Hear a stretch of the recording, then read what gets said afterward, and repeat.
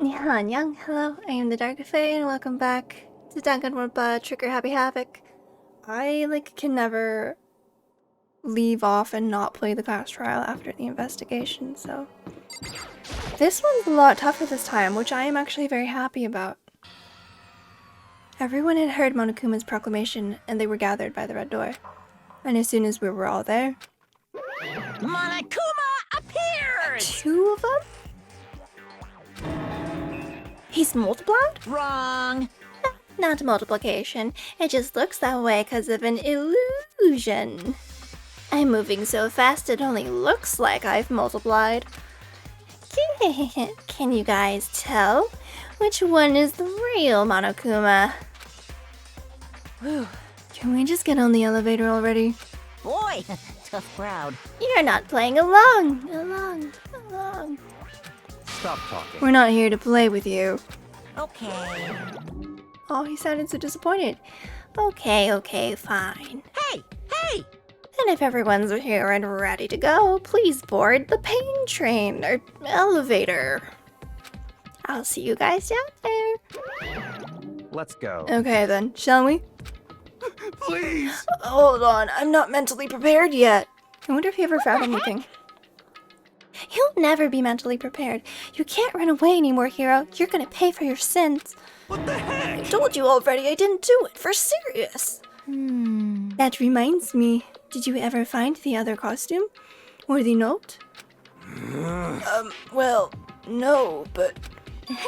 How unfortunate. Then it would seem we have our culprit. Hey, this isn't the place to talk about it. Save your accusations for when we get to the courtroom. That's right. She's right. Let's get down there first. Then the story can really begin. That feels like a hint at with the game that this is all just surface level play and we're gonna be able to dig down into whatever the mastermind kind of stuff is. Yeah, good idea. That's right. I have to do it. I can't let whoever killed Hifumi and Taka get away with it. For everyone who's still alive. And for the 2 that lost their lives. It's time for the deadly class trial. The one who killed Hifumi and Taka. The one who killed 2 of our friends. The killer is... someone right here.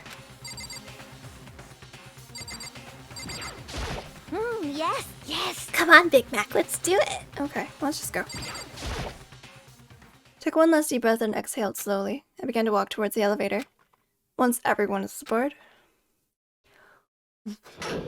the doors closed on their own, and the steel box began to move. Wow, so empty.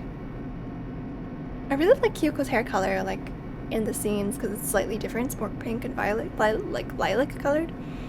The clunking of the elevator kept us company as we fell further and further down. There was no going back. Until we settled all this, we couldn't go anyway. I'm not sure how long it was before the elevator finally came to a stop. The elevator door slid open, opening up onto a cruel fate. Oh, it's different this time. When I see all of you gathered together like this, I realize just how few of you there are left. Your school life is slowly reaching its climax. Just the worst. Only because of you. Why are you making us do such cruel things to each other? What? Do you really hate me so much? But I'm so cute. Come on. Stop goofing around and begin the trial. Don't rush me. Of course I'm gonna start it. I would never be like, stay tuned for the action-packed class trial after this commercial break. Yoo-hoo! I'd never hold out on you like that. Okay, let's begin. Get to your assigned seats. And so, the curtain opened once again. A deadly judgment. A deadly deception. A deadly betrayal. A deadly riddle. A deadly defense. A deadly faith. A deadly class trial. Yes. I think it's really funny that they say that every time. Company handbook. Okay, this time I am gonna review the truth bullets. But then there was the tarp. Or not the tarp, the dolly. No handles, but this is the, what? Same dolly that was in the equipment room where Kiyotaka's body was originally discovered. Completely clean, right? The hammer was washed. It was locked, but then it wasn't. The tire track from Taka. The cloth with the blood on it. Celeste saying that they weren't gone for much longer than a minute. The handwriting. Then the blueprints have like shit handwriting. And then the costume. No one could bend at the waist. So it's like I don't think they could really bend down and use the dolly, right? I don't know. He found the note. The wristwatch at 6 a.m. Which is when he was told to meet. What if... Could Hifumi or Taka have killed somebody? I don't know. The note that Hifumi had. Because if Hifumi had this note... Hang on. Equipment room at 6 a.m. But... And then the e-handbook.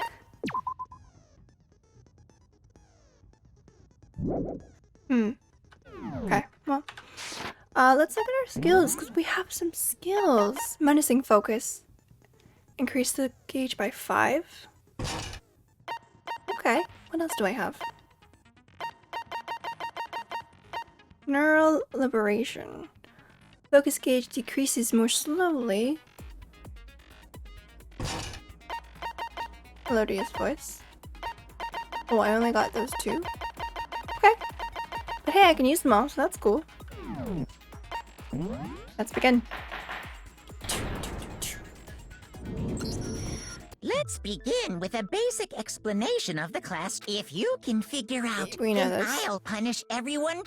Now then, to begin with, We already know who did it. was that? What's that? It was Hiro. He does not have an alibi for when the murders took place, and we found him in that suit. Don't try and deny it. You killed them. I didn't! Someone knocked me out! I was asleep the whole time! I don't know anything about it! Shut your murdering mouth, murderer! That's not something you'd think that Genocide Jill would say. Who are you calling a murderer? Yeah. I am sorry to say, Hiro, but we do have evidence. But we do have evidence Blueprints for the suit. Parts we assume were used to build it, to build it. and all of it was found in your room. You have to admit, the evidence is quite compelling. It points to you as having created the suit and wearing it while committing crime after crime. How many times do I have to tell you? I don't know, I don't know! Is Hiro really the killer? Or before anything else, we have to make that clear. Make your argument. Wow, there's really not a lot of people to make arguments anymore. Everything we found in your room. The blueprints, the suit parts, they are all proof enough God, that my you mouse. are the culprit. I don't know anything about that stuff! It's not true, it's a conspiracy! Hiro, why? Why did you kill them? No! Just hold on a second! Okay. I mean, looking at the blueprints, that handwriting is awful messy. Okay, Everything we found in your room. that's true. The blueprints, the suit parts, they are all proof enough that you are the culprit. God damn it. Should have shot that up. The blueprints, the suit parts, they... No. Okay, yeah, because the blueprints with the handwriting, probably not his. Are we sure Hiro really made those blueprints? What do you mean? What do you mean? Well, take a look at this. It's the note that Hiro wrote, asking everyone to meet up after Alter Ego disappeared. The handwriting's obviously different, wouldn't you say? When you compare it to the blueprints. There's no way you could think the same person made both of them. Unless that person made it a point to disguise their handwriting. No, the differences are bigger than that, I think. Come on! I'm not smart enough to think of trying to change my handwriting Even Hiro anyway. says he's dumb. So Makoto, are you saying you don't think Hiro's the culprit? And he's not the only one. I think Hiro's innocent as No one well. cares, Byakuya. What?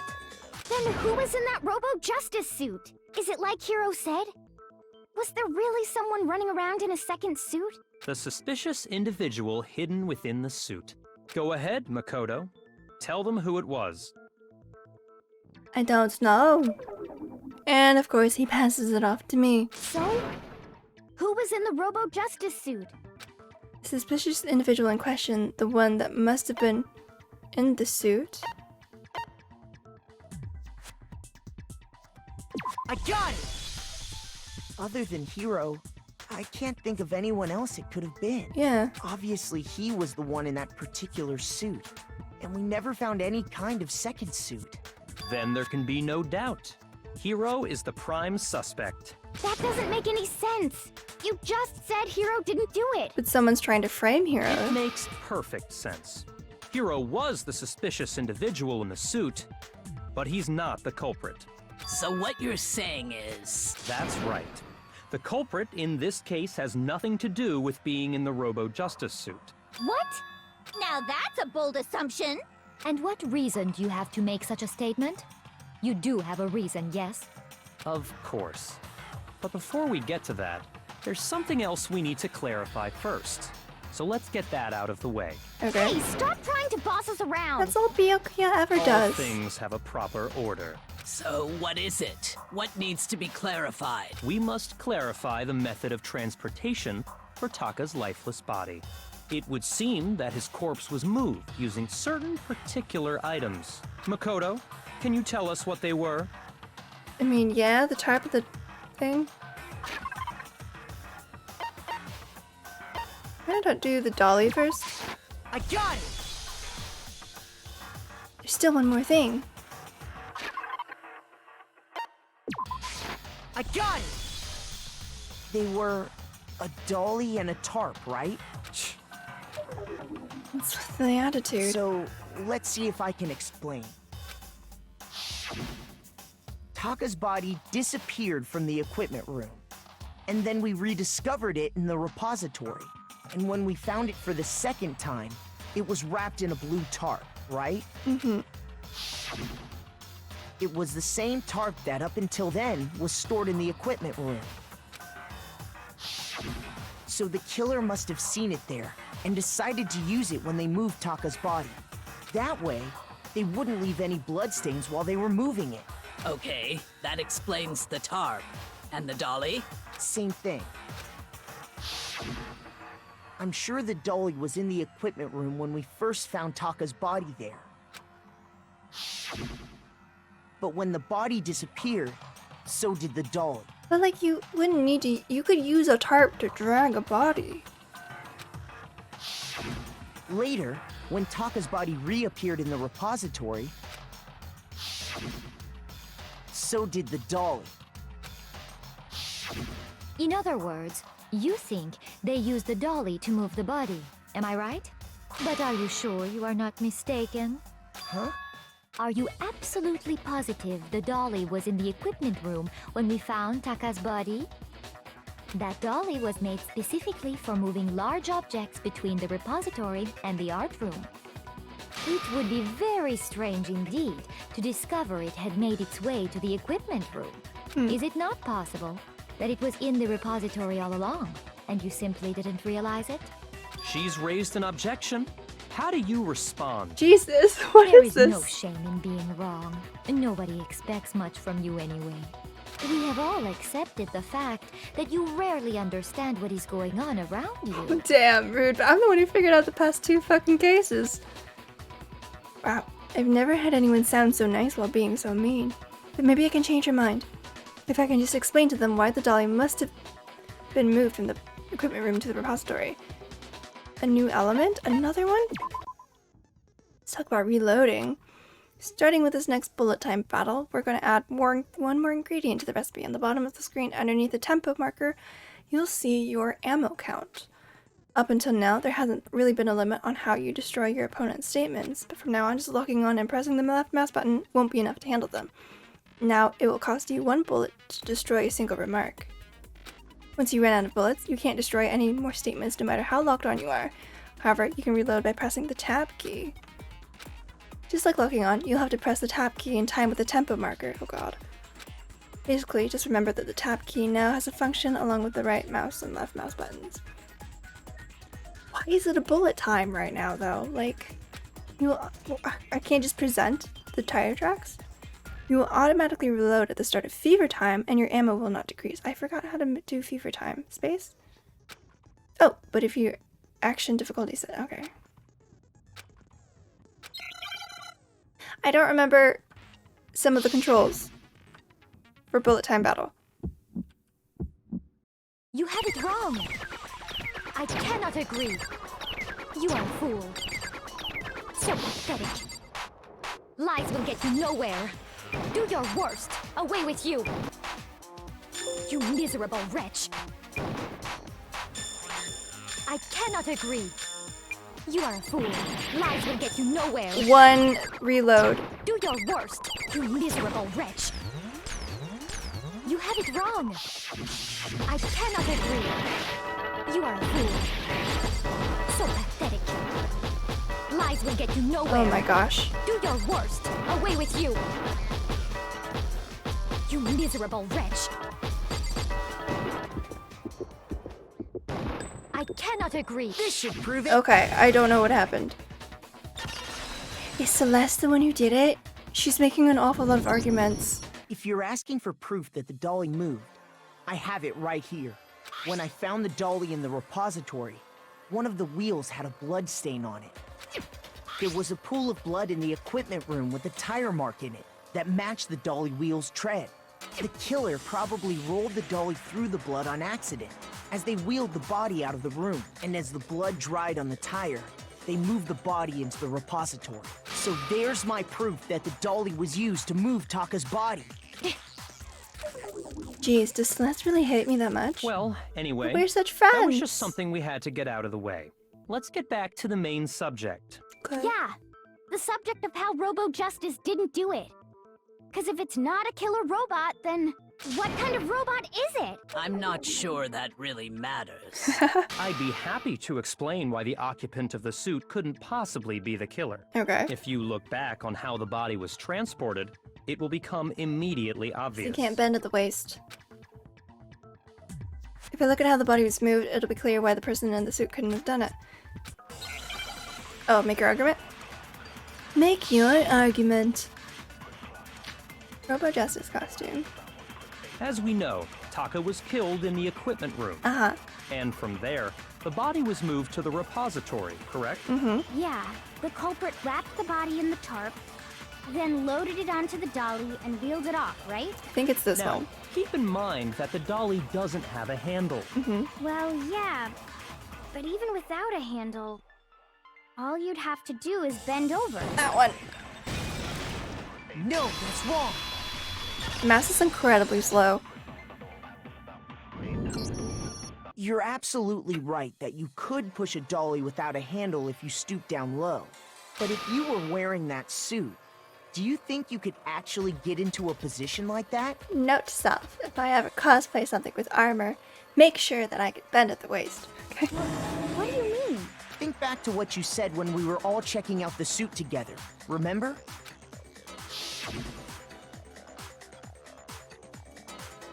I'm blind as a bat in here. Can't see my feet at all. I'm surprised you got anywhere in this thing. I'm telling you, it wasn't me. And not to mention, you totally can't bend at the waist. Seems like a pretty obvious oversight.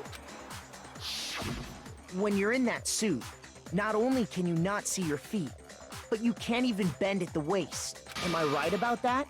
Now that you mention it, yeah. It seems like it'd be awfully hard to push that dolly if you couldn't bend over. You could always get like a broom or something and just like, you know, pull it, put it in like one of the handles. Well, what's to stop you from simply pushing the dolly with your feet? When you can't even see your feet? You really think someone could kick the dolly all that way?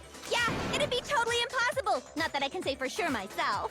On top of that, if you were wearing such a rigid, cumbersome suit, it's very unlikely you would have the dexterity to go about wrapping the body in a tarp. Well, I mean, isn't that just a matter of taking off the suit when you're ready to move the body? There's absolutely no chance this is on. You can't take it off by yourself. I got it! I don't was think gonna taking read off the suit was an the option. timer. If you remember. I can't actually get it off. Little help. Why would you make something that you can't even take off by yourself? There's a clasp on the back, yeah. Let's help him. That's true. It seems impossible to put the suit on or take it off without help. Then, you really can't take it off by yourself? Hero wasn't just making it up? Of course I wasn't making it up. If he could have gotten it off by himself, I don't think he would have let us see him wearing it. Yeah. Showing up in the suit was basically an invitation for everyone to suspect it. Yeah, that's right. So, it's really, really true that Robo Justice couldn't have moved the dolly? To be clear, whoever did move the body, it couldn't have been Hero in the robot suit, correct? No, wait. Just a second, if you please. Have you forgotten about the picture that I took? You all got a good look at it, did you not? The image of Hifumi being dragged away by Robo Justice? If whoever was in that suit is not the culprit, how do you explain that? True. Besides, do you remember what the now deceased Hifumi said? How did you get hurt? That guy hit me. What guy? Robo Justice. So long as those facts exist, the proper conclusion is beyond question. It feels like it's Celeste. Just because she normally doesn't speak up. Well, she also did get attacked, allegedly, so maybe that's why she's so vehement about it, but... The individual inside the suit and the culprit are one and the same. It was Hero, without a doubt. But she's pushing pretty hard. Yeah. Yeah, that's gotta be right. Hold on a second. It's still far too early to reach that conclusion. Honestly, if the killer wanted to get away with it, you would have to do it with Kyoko, because I think, or Byakuya, because I think the both of them are very good at figuring out what's going on. Besides, there's no hurry to decide who did it. Before we rush to a verdict, shouldn't we explore every single possibility? And Kyoko has been like the voice of reason this whole time. Instead of seizing on one viewpoint, the truth is uncovered by analyzing things from every angle. Perhaps, but where do we go from here? Where do we go from here? Sorry, just reminded of Pocahontas. Let's review this series of unfortunate events from the beginning. Maybe we'll uncover something new. What a pain in the ass! I don't disagree, but our lives are on the line. If this is what it takes, we have to do it. Plus, maybe we'll get to find out where the heck Kyoko was when everything went down. All right then, let's take another look back at what happened. Okay. I suppose we could start with this morning. 4 of us gathered together in the dining hall. Makoto, Hina, Kyoko, and myself. We waited there for quite a while, but nobody else showed up. So we went to look for everyone. That was around 8 a.m. Correct. And as soon as we split up, Kyoko went missing. Soon after that, Hina found Celeste in the rec room and quickly came to get Makoto and me. It seems I was unconscious for about an hour after I was attacked by my mystery assailant. I know it was an hour because I remember being attacked a little after 7. That was when we saw Celeste's picture and discovered that her assailant had been wearing a strange costume. I know that they're doing this in game, but I know. As I've it been turns here. out, it was Robo Justice. It also soon became clear. Abducted Hifumi. We were soon joined in our search by Byakuya and Toko. And then went on, he was injured, so we took him to the nurse, nurse's but not office. long after leaving the nurse's office. He died somehow. He saw a shadow, something moving around at the top of the stairs. When Celeste told us that, we decided to split up and search the second floor. Maybe she tried to get us to split up? And soon after that, I saw someone moving around on the 3rd floor, and I yelled out to everyone as soon as I did. intense scream. A strange costumed man. He ran off as soon as I screamed. I was blocking the stairs, so he headed further down into the hallway and disappeared. And then, Yeah. That came from downstairs. Fumi. at that point, we decided to divide up into 2 groups. Split the party. Celeste, Hina, and I went back to the nurse's office, while Sakura, Byakuya, and Toko chased after the suspect. When we got back to the nurse's office, we found Hifumi, dead. And that's when we heard the body discovery announcement. But see, I'm wondering if that was for Taka now, and then later on was for Hifumi. I left Celeste and Hina there and headed back to the 3rd floor to let the others know what had happened. Meanwhile, we had just discovered Taka's body in the equipment room. We must have found both bodies at almost exactly the same time, because we heard the same announcement not long after we discovered his body. And that's when I told you guys about Hifumi. Then the 3 of us headed for the nurse's office. Because the second announcement didn't come until we found them, I think, at the repository. But right after we left the physics lab, we ran into Celeste, who'd arrived after us. And she told us something very surprising. Hifumi's body has disappeared. We rushed back to the nurse's office and saw that she was right. Then we remembered we'd left Toko passed out in the equipment room, so we A hurried lot back of again. I swear, if you guys had just like stayed put in one place for like longer than 30 seconds, you might not have like missed all this stuff. Yeah, and then Taka's body's But when gone. we got there, we discovered that now Taka's body had also gone missing. Next thing we knew, we were searching the school for 2 missing dead bodies. But I don't think Hifumi could have moved to Taka, because if he got up and went to the 3rd floor, he would have run into us, right? Or I don't know. And after Celeste informed us that she'd found the bodies, and we all headed to the repository, which is where we rediscovered the corpses. I think that about covers it. I see. The whole thing sounds exceptionally complicated. It certainly seems to me that these are not a simple series of connected events. Okay, well, if that's true, then what? Rather than a single series of events, I think we have to consider each murder a separate situation. That could help. And from there, we can uncover the contradictions surrounding all of them. Now then, let's get started, beginning with what happened to Taka. The contradictions hidden in what happened to Taka. In order to uncover the truth, we have to find them. Make your argument. What's my truth bullet this time, though? Monokuma file number 3. Okay, but that doesn't really So, regarding tell us Taka's anything. death, I wonder if he died before Hifumi, or perhaps it was after? We already know what order they were killed in. Taka came last what makes you say that? because of the numbering of the Justice Hammers. It's true that Hifumi was killed with Justice Hammer 3, while Taka's death came from a swing of Justice Hammer 4. See? So it's obvious Taka came after. But the Justice Hammers were numbered, but were they really used in that order? But the file has nothing.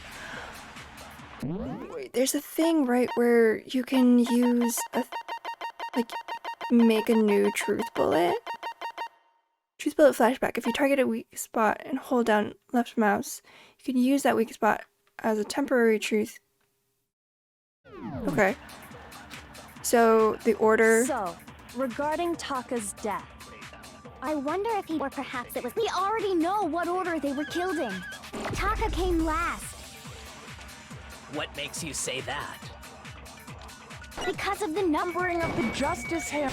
Just do that so make sure you don't miss. wrong. Okay, yes. Because the numbering doesn't really matter. It might Hold not. on. There's no reason to assume that the hammers were used in the same order as their numbers. If anything, that's just another way the killer tried to disguise their actions. So you're saying the culprit wanted us to think the hammers were used in order, And there's also the hammer that was washed, so maybe the hammer wasn't used at all. but in reality, Taka was killed before Hifumi? Okay then, let's see the proof. Evidence that proves Taka was killed before Hifumi? What time he must have died? So the watch. Oh, Hangman's Gambit, why? Wristwatch. I need an eye. Do I just have to wait?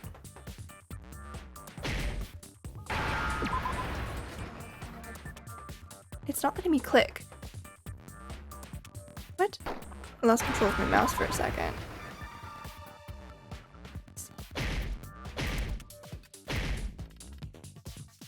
What? Sometimes it, like, I hit the letters and then it doesn't do anything. Now I understand. So weird. Maybe it's my mouse. I don't know. I've got it. Taka's wristwatch. See? Look. It broke with the hands pointing just past 6 o'clock. It must have gotten broken when he was attacked by the killer. Because as of last night, Yeah, he still had it.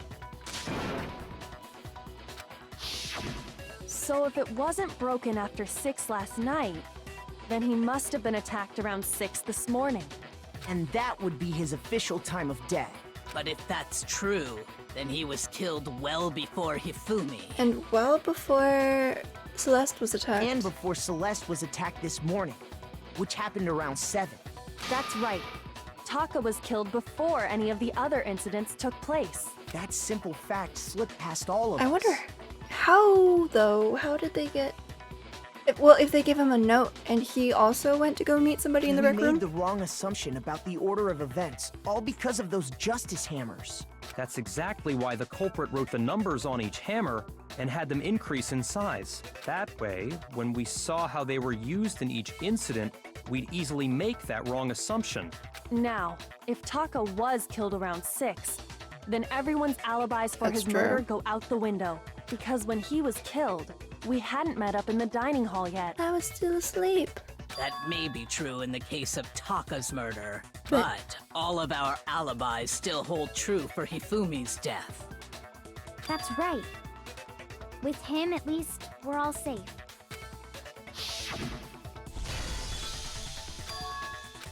What was that? Came from downstairs, Hifumi. Yeah, that's... When we heard Hifumi screaming, we were all together. Except for Hiro and Kyoko. Then we all ran down to the nurse's office, and that's where we found his body. That's totally true. We're all in the clear. Oh, I know! They must have recorded him screaming on a tape or something, then played it later on! Do you have proof? If that's true, where's the tape? I don't know. Don't just go making stuff up. Seriously. Anyway, we all have rock-solid alibis for when we heard Hifumi scream. And I don't think he was dead then. Since all of us were there together, clearly none of us could have killed him. And it does not stop there. There was also the moment when we discovered his body had disappeared. When his body vanished from the nurse's office, Hina and I were in the bathroom together, while everyone else was in the equipment room, correct? And then there's the disappearance of Taka's body from the equipment room. At that time, we were all gathered together in the nurse's office because of Hifumi going missing. Well, don't forget, I was passed out in the equipment room the whole time. Wait, then what if Genocide Jill did it? She could have dragged Taka's body out of there right then! But was it...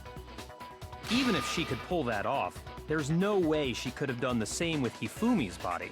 Because, as we just established, she was passed Yeah. out in the equipment room when his body disappeared. Besides, I didn't do either of them anyway. In other words, it is impossible that any of us could have killed Hifumi or moved either of their bodies. On the other hand, Hiro and Kyoko had disappeared. Kyoko? So they most certainly could have done those things. So what now, Kyoko? For now, we can't get fixated on who did it, or we'll just keep going around in circles. Fair. So instead of who, I propose we start talking about how. In particular, I think we need to figure out how Hifumi's body got moved. Got up on his own. That's true. We searched everywhere, but we couldn't figure out how to explain his body disappearing. And according to what Celeste said, We could not have been gone for more than a minute or two, though. So then the killer was able to get in and move Hifumi's body. It would seem so. his body apparently disappeared in the 1 minute her and Hina took their eyes off of it. But to carry that much weight from the first We floor get up it. to the Hifumi third was fat. in that short amount of time? Oh man, yeah! There's no way! It'd be impossible! Technically, I think Sakura could do it. She's super strong, right? Well, what if I told you there was a way to make the impossible possible? What? How? If the dead body were to move itself. Yeah. The dead body moved on its own? Moved? No! Not another... ghost! I really don't understand how Hiro is an ultimate anything. I don't think it has anything to do with the occult. I think what she's implying is we thought Hifumi was dead, but perhaps in reality he was still alive. See? He was alive? Yeah. Are you saying Hifumi wasn't carried out of the nurse's office? That's why but he simply cleaned off his walked glasses out so on he his could see. own? But I mean, we found his body. He was dead. Perhaps he was simply playing dead. Pretty well. That it isn't possible. The idea that Hifumi was still alive. Is it really possible? It is. Oh. Truth. Okay. Let's make your argument. What's the truth about broken wristwatch? Are you saying that when we first found Hifumi in the nurse's office, there's a chance he was actually still alive? No, it is impossible. Hifumi was dead, without a doubt. Oh, did anyone actually check And you though? know that how? Surely you heard the body discovery announcement along with the rest of us. Hifumi's dead body had been found. And that is why the announcement was made. Are we really so sure about that? Maybe the announcement was intended to signal someone else's discovery. Damn it. Shoot! I fucked up. I'm trying to figure out what the truth bullet could really be. so sure about that? Maybe the announcement was intended to signal someone else's discovery. Someone else's discovery. The body discovery announcement was only made once. Right. Because they found it at the same time. So if we discovered both bodies, there would have been 2 announcements, right? Are we really so sure that maybe the announcement was intended to signal someone else's discovery? Someone else's discovery. So Are you saying that Dead when body we was first found found. there's a chance He was actually... No. Hifumi was dead, and you know that. Surely you heard the body. Hifumi's dead body had been... yeah, there we No, go. that's wrong. Ugh, I'm so mad. I lost 2 hearts for that. For being dumb. And getting things in the wrong order. Discovery announcement that was made really intended for Hifumi? Sometimes it's like difficult to like figure out what the contradiction is and like which one's the contradiction and which one is like the intended statement to break. But Of course it was. The announcement played right after we discovered his body. Maybe. But that was also the same time that Taka's body was found. yeah. That's right. It wasn't long after finding his body that we heard the announcement. So there's a good chance we've made a mistake in there somewhere. I think we've confused whether the announcement was for Hifumi or Taka. First of all, if 2 bodies had been found, there really should have been 2 announcements. Maybe Monokuma simply got lazy and rolled them together into one. What do you say, Monokuma? Any comment? Well, it's a very sensitive issue, so I can't go into too much detail. But what I can say about the body discovery announcement is that Everyone gets one. it's only broadcast when 3 or more people find a dead body for the first time. That didn't answer our question, man. We're asking if you're a lazy bum. No, actually, that was plenty. Oh.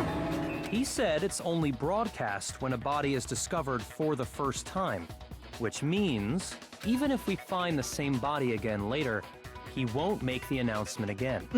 If that's true, then why was the announcement made again later on? Because somebody wasn't dead. Huh? Later on? Yeah. Exactly. We heard the body discovery announcement twice. First time I played was when we found each body in the nurse's office in the equipment room. And the second time was when, just after Hifumi came back to life. I forget.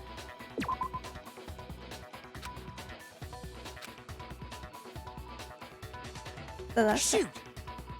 Seriously, God, I'm so bad at this.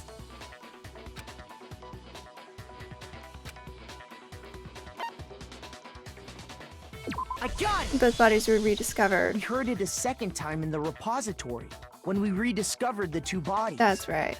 Yeah.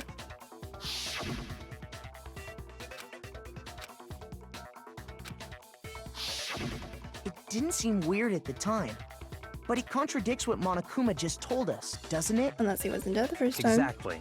If we were actually rediscovering both bodies, the announcement shouldn't have played. I'm like pretty good at figuring out the clues. I'm just bad at playing the game. Then in reality, when the two dead bodies were rediscovered, one of them was actually being discovered for the first time. So, when we found Hifumi the first time in the nurse's office, he wasn't actually dead yet. So why would he? But if he's playing dead, then that means he was probably helping whoever is behind this. Meaning he wasn't actually found dead until we came upon him in the repository. And that's just part of it. There's one other thing that leads me to believe he was still alive in the nurse's office. The glasses. Oh, I know! Because he was super good at playing dead! Bada bing, bada boom! What? That is the worst logic I have ever heard. Yep. But honestly, I do not think there's anything that can prove he was still alive. Okay then, let's take another look at the events surrounding the discovery of his body. Then it should become clear whether he was really alive or not. This whole thing is pointless. He used the blood transfusion bags. That's what it was. That's where all the blood came from. That's what I was trying to figure out. There has to be proof that shows Hifumi was still alive. I just have to find it and show it to everyone. Oh, it's make your argument? I thought I would just present the thing. Hifumi's glasses, yeah. Well, here's one thing we do know. The first time we found Hifumi's body was in the nurse's office. And then, while me and Celeste were in the bathroom, his body disappeared. And the next time we saw his body, it was in the repository. But when you compare his body before being moved and his body after After. being moved, other than the change in how it was positioned, Back. I thought the change in how it was positioned. Shoot! God damn it. there was no notable difference. There. That's the one. Jeez. No, that's wrong. I'm annoyed. I might have to restart this. In fact, there was one clear difference between Hifumi in the nurse's office and the repository. His glasses. That fact alone proves that he was only playing dead in the beginning. Perhaps you'd like to fill the rest of us in? When we found Hifumi in the nurse's office, his glasses were covered with blood. But when we found him again later in the repository, they were spotless. And I found the item he used to wipe them clean in the nurse's office trash can. It's really dumb of him, honestly.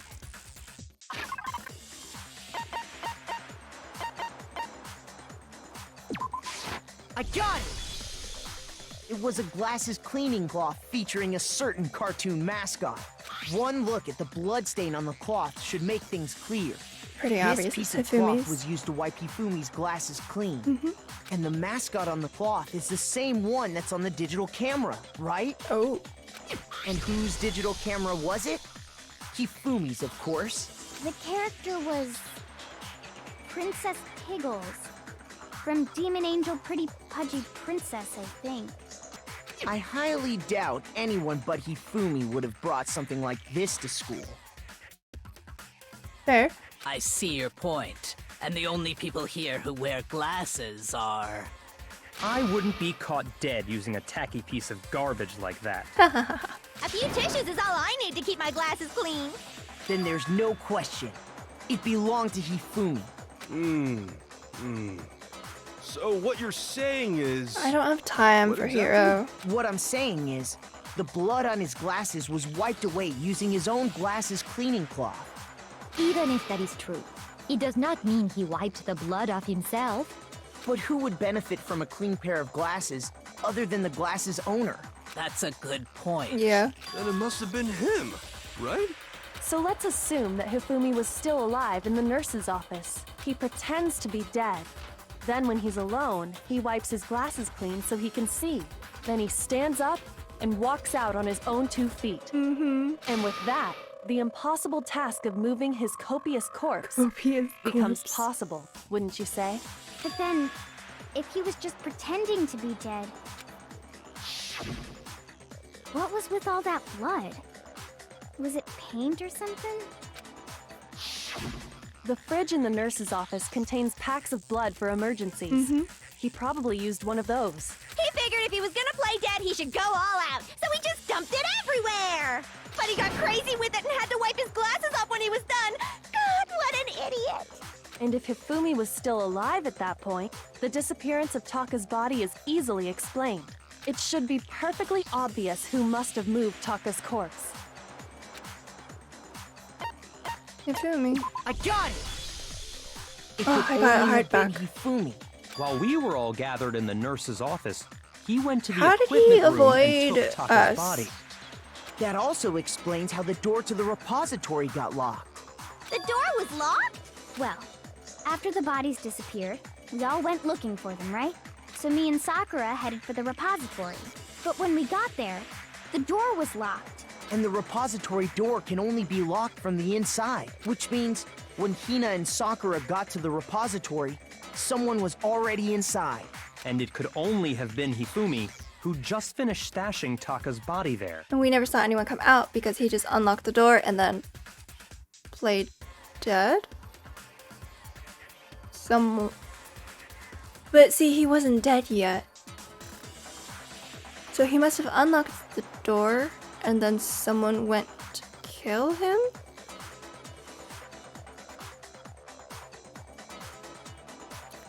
Celeste found the bodies.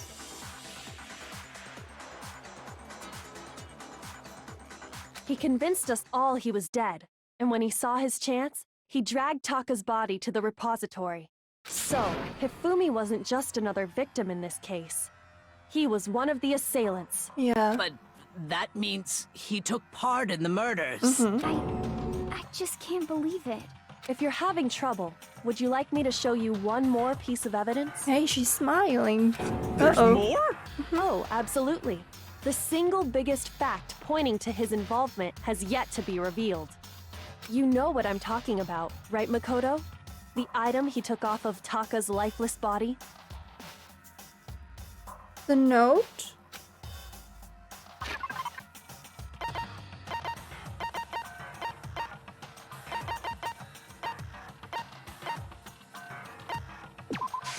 I got it!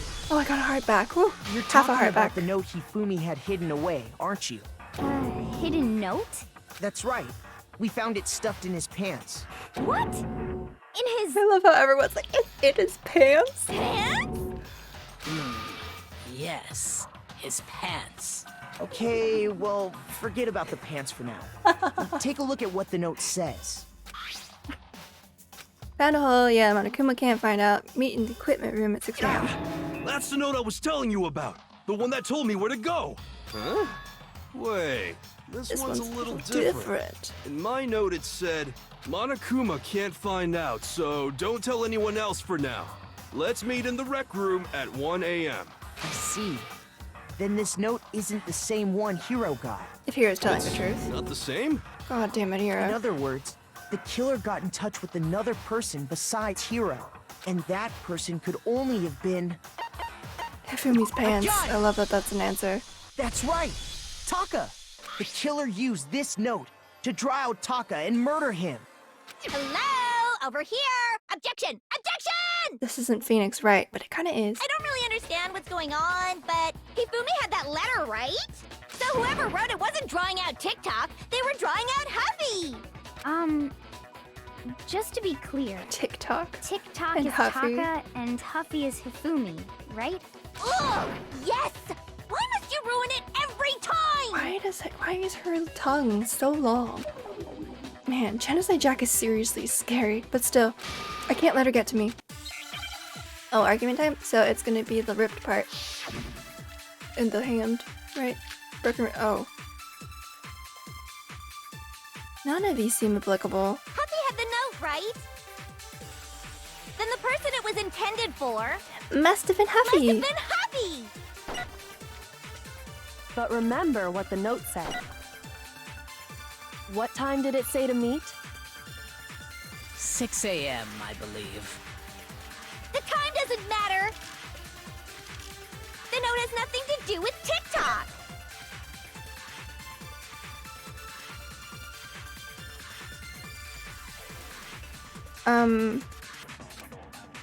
What happened to Sam? That's what I need to clear up. Huffy Nothing. had the note, right? Well, I think it's the broken Then the person wristwatch. it was intended for But it does, because that's when he the died, note right? has nothing to do with TikTok! Nice. No, that's wrong. Got it.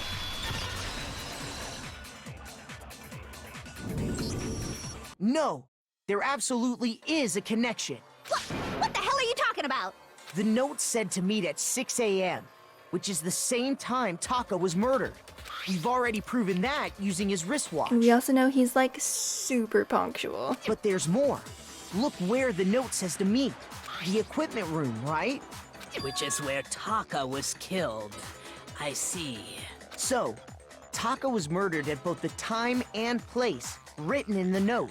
I think that should be plenty to show that this note was definitely meant for Taka. If the killer had just removed Taka's wristwatch, that might have made everything Well, when you put it Harder. like that... to figure out. No further objections! Then someone used that note to trick Taka. Just the same as me. Boys are real gullible with the notes. First Leon, then Taka, then Hiro. The culprit really is a cold-blooded monster. Telling people they found a way out. But if they gave the note to Taka, what was Hifumi doing with it? And Stuffed down his pants, no less!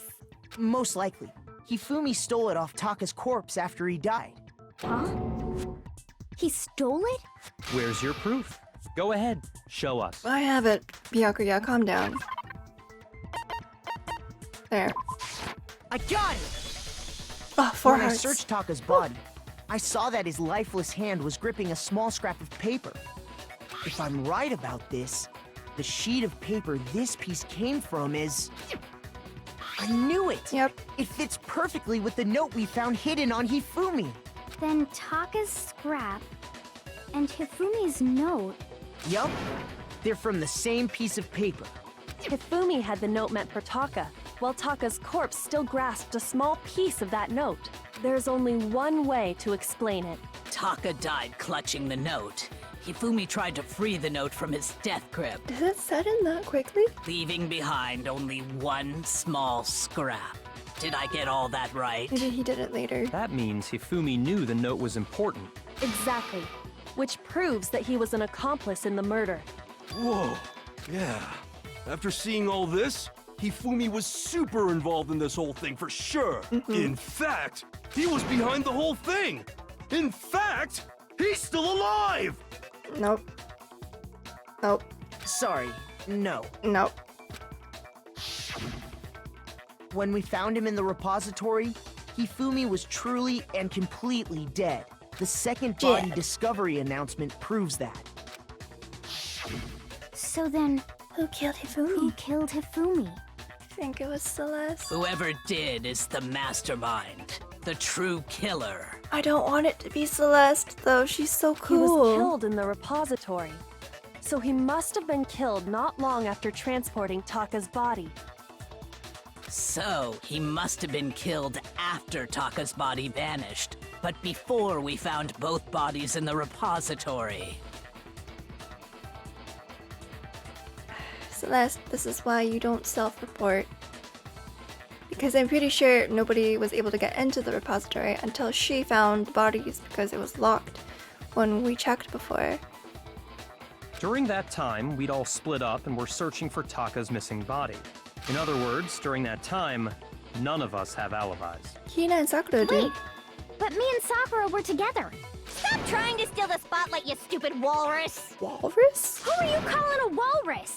Anyway, when they were killed bothers me too. But there's something that's been bothering me even more. And what might that be? And what might that be? The weapon they used to kill Hifumi. Oh, The weapon? the hammer that was washed. Yeah, because I mean, according to the Monokuma file, the way Taka and Hifumi were killed was almost the same, with them having similar fractures and all. He said something somewhat smart for once. But Justice Hammer 3 and 4 were still laying around in the nurse's office and equipment room, right? So if Hifumi was killed in the repository, the culprit would have had to grab one of the hammers, kill Hifumi, then put the hammer back where they found it. But wouldn't that be seriously risky for him? Yes. I'm surprised. It seems there's some semblance of a brain knocking around that skull of yours Oh after god. all. I'm speaking on the same brain waves as Byakuya. I don't know if that's a good thing. Hell yeah, it's packed in there good and tight. He's right, though. I don't understand it either. I do. The Monokuma file makes it clear that they were killed using similar instruments. There's hammers in the But if the repository. hammers were already laying around those other rooms, So the question is, how could the culprit have gotten their hands on either of the hammers? Personally, I haven't a clue. So which hammer was used to attack Celeste? Number 1 or number 2? Nobody cares. It doesn't matter. Those were accounted for in other rooms too. And I don't think either one is big enough to kill someone. I mean, if it's a hammer, maybe not a wooden hammer, like a little mallet. I mean, I feel like a piece of wood is plenty weapony enough. Like if you hit someone hard enough with it over the head, like blunt force I don't know. Then, Is it not possible they used a different weapon? I don't think it is possible. They were both killed with the same kind of thing, right? so then, what was used to kill Hifumi? The weapon that was actually used to kill Hifumi. The whole picture surrounding this case won't become clear until we figure that out. But I know what it is.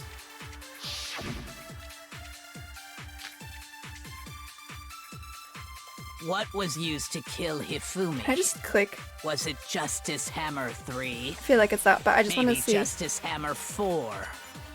Well, whatever it was, there's one thing we have to figure out. How was the culprit able to move around so freely with how did nobody witness them carrying it?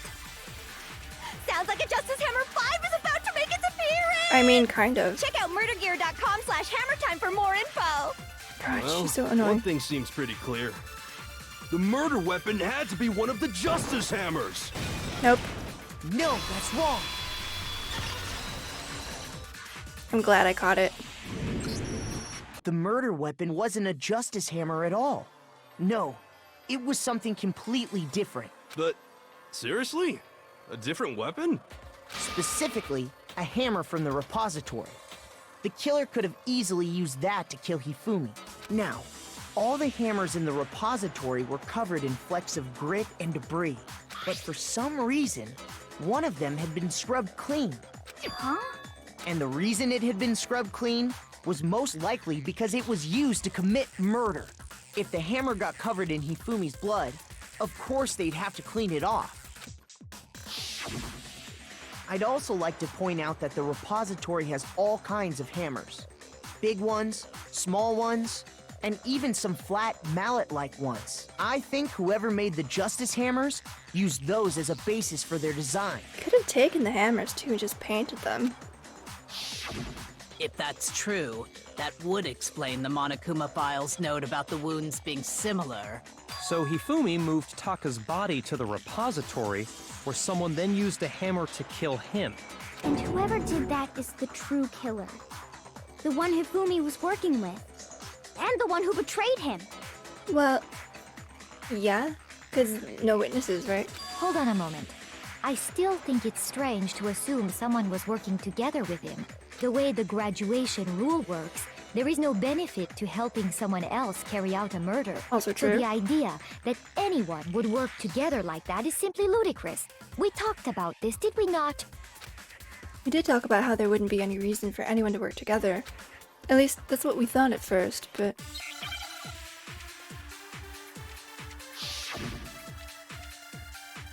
Spotless hammer, again? Based on the rules that have been laid out for us, even if more than one person is complicit in the murder, Only only the one who actually carried out the act can graduate and survive. Assuming the rule holds true, it is simply impossible that two people work together on this. That is how the rule was explained to us. But that only really applies if there's one murder, right? In this case, however, there were two murders. can we really say there's no chance two people worked together on this? It is simply impossible. impossible that two people Impossible work together. is the That one is that how the rule should be was- But that contradicted. only really applies if there's one murder, right? In this case, however, there were two murders. The ones that like you have to take the bullet and then do it after really always throw me off. Carried out the Assuming the rule holds true. No, that's wrong. Yeah. Ugh. So bad Since at there were this. two murders, it's at least plausible that more than one person was involved. What do you mean? If there'd only been one murder, then yes, the idea of an accomplice isn't really worth considering. Naturally, if only one person can be saved per murder, an accomplice has no risk versus reward benefit. Risk versus reward benefit? But if there's two, it's possible that they helped each other both commit the murders. So then, like, each of them would have one person The payoff killed, for working and then they could together. both graduate. The reward that balances out the risk of taking part in the scheme. There's no point in being someone's accomplice if there's no benefit to you. However, if there were some potential mutual reward for the risk, then cooperation becomes possible. So you make a deal that, like, this person kills this person kills the other. You're saying that two people could act as each other's accomplices to commit two separate murders. But then it ended up that probably I someone got think that's betrayed. what the true killer told Hifumi. They would each have an accomplice for their crime, and based on the case's events, Hifumi would have been the first one to act, murdering Taka. They Damn. made him carry out the first murder so he couldn't back out of helping them later on. Still, it's hard for me to believe that Hifumi would just do it, though. So in this case, there wasn't one single person committing multiple murders. Instead, each person killed someone, Damn. creating two separate incidents. And it only looked like one person because that's how the true killer designed it to look. I mean, the true killer in this one's pretty smart. A single suspicious individual, a similar weapon used in each crime, disappearing bodies. By creating one seamless set of circumstances, they made it look like one person was behind it all. The mastermind picked their target and managed to convince him to go along with their plan. It might, and I think it is Celeste too, because of the way she was able to just like order Hifumi around, and like with the previous chapter, with like the whole milk tea incident. And then, to avoid the no accomplices rule, they simply killed their accomplice. He sounds like surprised and impressed. Which, if true, means that betraying Hifumi was part of the plan from the very beginning. That's just awful. How could anyone be so cruel? You think so? I can't help but See? admire its cunning. Still, their choice of accomplice seems odd. Hifumi. The effort made to convince us the two murders were the same. That was the main characteristic this time. Kyoko must have noticed that fact from the very beginning, which is why she said not to look at this as a series of connected events, but entirely separate incidents. Kyoko really is amazing, although, when you think about it, she's almost too amazing. She's the ultimate detective! Like, it's almost unnatural how good she is at I this. understand how an accomplice could be involved. But then, who was the one pulling Hifumi's strings? That's problem numero uno right now. The true killer manipulated Hifumi to carry out a number of actions and in the end, murdered him. In the debates up till now, the way the case is unfolded, when you consider all that, there's really only one person who seems to fit. Oh, I have to choose someone already? I mean, I've been saying Celeste.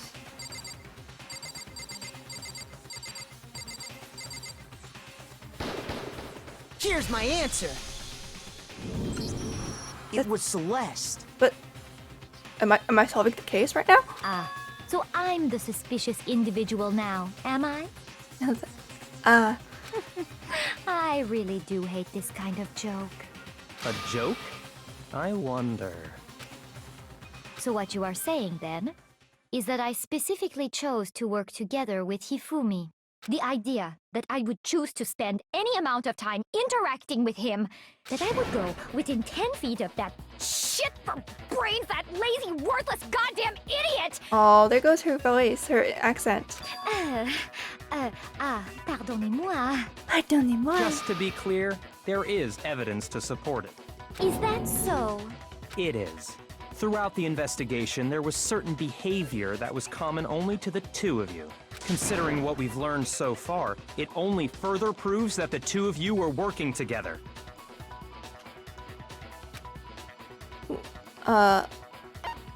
Encountering the suspicious individual? I got it!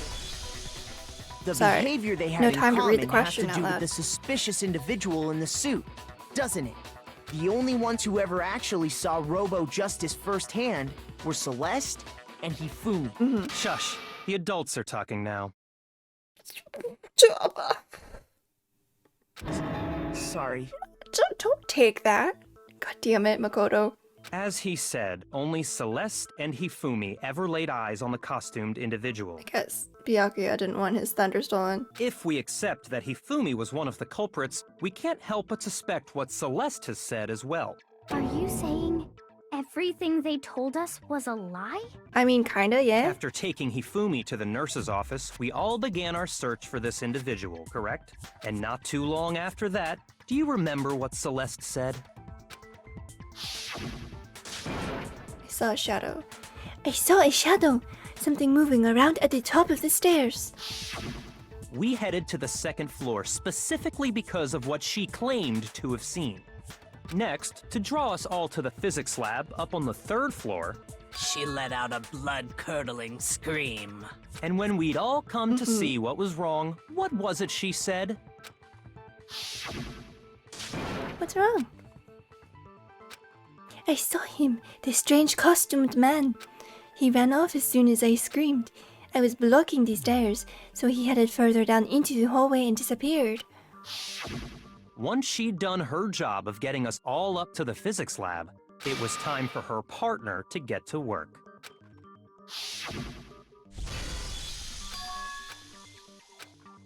That came from downstairs. I just really like reading her lines because I like her voice a lot. It must have been. Yeah. It was to get us to divide into two groups. Yep. So that we would discover both bodies at the same time? In fact, Celeste was precisely the one who proposed that we split up. Then why don't we split into two groups? The hunting party, yeah. Very well, then Makoto and Hina, you come with me to the nurse's office. I will leave the capture of the suspicious individual to Toku, Byakuya, and Sakura. Well, if Celeste and Hifumi were working together, all those chance events suddenly become connected. And on top of that, that piercing cry of yours early on.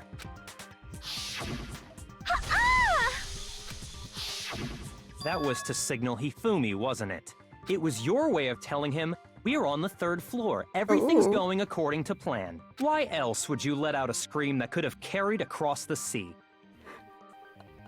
I didn't think it was that loud or dramatic, but okay. I just realized another strange thing. When we found Hifumi in the nurse's office, who we now know was only pretending to be dead, I certainly was not expecting this. I did not imagine that Hifumi would be murdered. Celeste, you were the first one to say he'd been murdered. You wanted to make sure we wouldn't have any doubt in our minds. I mean... well, how else would he die? I don't believe it. It's like a very Everything. subtle The whole manipulation, thing was which one is good. big act. But it's not really that far-fetched either. Hina, you were with Celeste when Hifumi's body disappeared, right? Yeah. I was feeling kinda sick, so Celeste took me to the bathroom. Was it her suggestion? Wait! Then that was... She wasn't worried about you.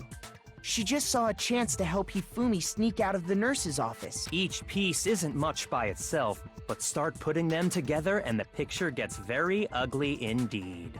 Wouldn't you agree, Celeste? I have no idea what you mean. Don't bother trying to deny it. You made one fatal mistake. Uh-oh. Oh, did I? I didn't even catch it myself when you first said it, but Oh? looking back, I can say that that one little slip-up was your undoing. What are you talking about? I'm talking about what you said after Hifumi's body disappeared and we returned to the nurse's office. They must be really enjoying the sight of us standing around, frightened and confused. We're all going to die here. We're going to die just like those guys. She didn't know yet that Taka had been found.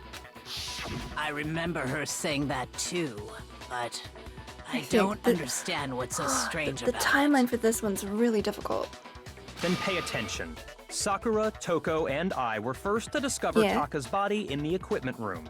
Then Makoto showed up and told us Hifumi had been killed. So Sakura and I left with Makoto. Once we were in the hall, we ran into Celeste, and the four of us headed to the nurse's office. Now, the entire time we were together, none of us said anything about Taka being dead. Think about it. Celeste's comment doesn't make sense. It was completely out of place. It's like how Byakuya had said in the last one that she had died because he like somehow knew that Chihiro had been dead because he saw he saw that it happened, but it's like that. Yeah, I see what you're talking about. Although I don't really get what it means. Which means you don't see what You he's hear talking that, about? Celeste? Everyone's having some trouble understanding. Could you repeat what you said? If you're really not the culprit, you shouldn't have any problem repeating it, right? So last comment doesn't make sense, but what is he alluding to?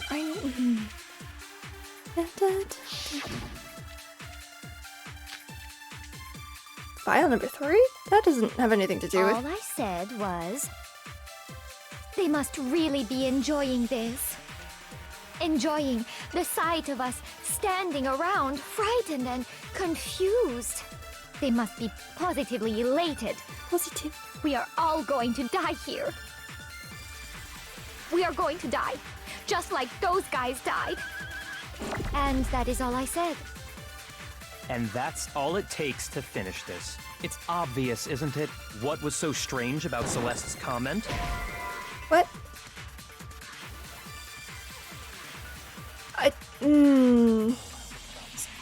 What was so strange was the fact that she said those guys. Did I have it Shoot! backwards? Okay. What was so strange about Celeste's comment? A lot of truth bullets I gotta find in this one. All I said, they must really enjoying. The sight of us Standing standing around, around, frightened frightened, and they must be confused. positively elated. I wonder what her accent All is. going to die here. We are going to die, just like those. No, that's wrong. Well, it's not wrong because she did say it. That's right. There's no reason Celeste should have said, just like those guys died. When she said that, none of us had told her Taka was dead. Exactly. And we didn't run into her until after we were all out in the hall. So there was never any chance for her to have seen his body in the equipment room for herself. So how did you know, Celeste? How did you know more than one person had been killed? And how did you know they were both guys? I mean, those guys doesn't necessarily mean though both guys. Like, people use guys like as a unisex term Because too. Kyoko had also disappeared, right? So she could have been dead too. That's kind of weak because, well, those guys versus those guys. I don't know. That's a weird laugh. You all have such vivid imaginations. You know that? Imaginations. You claim that I was lying when I told you about the suspicious person I saw. Mm-hmm. Then what about the picture I took? How do you explain this picture of the costumed villain dragging Hifumi away? You posed it? It has to be some kind of setup, right? Yeah? So let's put the suit on. No. And then she used the camera's timer to set up the picture. Have you so quickly forgotten? You are the only one who could have possibly fit into that suit. Plus, I happen to know that this particular camera does not have a timer. In other words, it is an unassailable fact that this is a picture of Hifumi being dragged away. I mean, the being dragged away part is conjecture. If everything I told you was a lie, how can this picture exist? Simple. Are we sure that's really a picture of the suspect dragging Hifumi away? What could you possibly mean by that? Surely there are other explanations than the one you've offered up. Because if Hifumi was working with him, then they could just pose the No, picture and he could have There is acted no other explanation. Other explanations? If it wasn't a picture of the suspect dragging Hifumi away, the only other possibility is Hifumi is dragging the suspect away? I got it! Oh, It's I got it. not a picture of the suspect dragging Hifumi away. I would say it's a picture of Hifumi dragging the suspect away. I guess? Ooh. Her poker face cracked. That's certainly within the realm of possibility. The one being dragged off in that picture isn't Hifumi, but the person in the robot suit. We've simply been led to believe that it's the other way around. And the strange costume might only exist to lead us astray even farther. If you saw someone wearing something like that in this situation, of course you'd notice and be suspicious. That's what happened! You put me to sleep and made me out to be the bad guy in all this! Such a thing is utterly impossible. Hifumi was Impossible. dragging him away? Ridiculous. Is it? I don't think it's ridiculous at all. Then shut your mouth and allow me to educate you. Damn, it's really turning into a fight. Celeste thinks she could prove that there's no way Hifumi was dragging the suspect away. But is that really possible? This is harder because my truth bullets aren't like bullets. Okay. You dressed me up in that suit after I passed out! Then you just draped me across Hifumi and had him carry my weight! You tried to make me look like the bad guy! Like I said, ridiculous. As you can see in the picture, the suspect is standing perfectly upright. If the person inside the suit was unconscious, there's no way they could stand up straight like that. Then the fortune-telling idiot is the culprit after all! No way! Okay, so I think the costume. Yeah, it's the Dressed me costume. up in that suit after It's I the passed contradiction out. to not being able to Then you stand just up. There's no way they could stand up straight. No, Ooh, it's we're- wrong.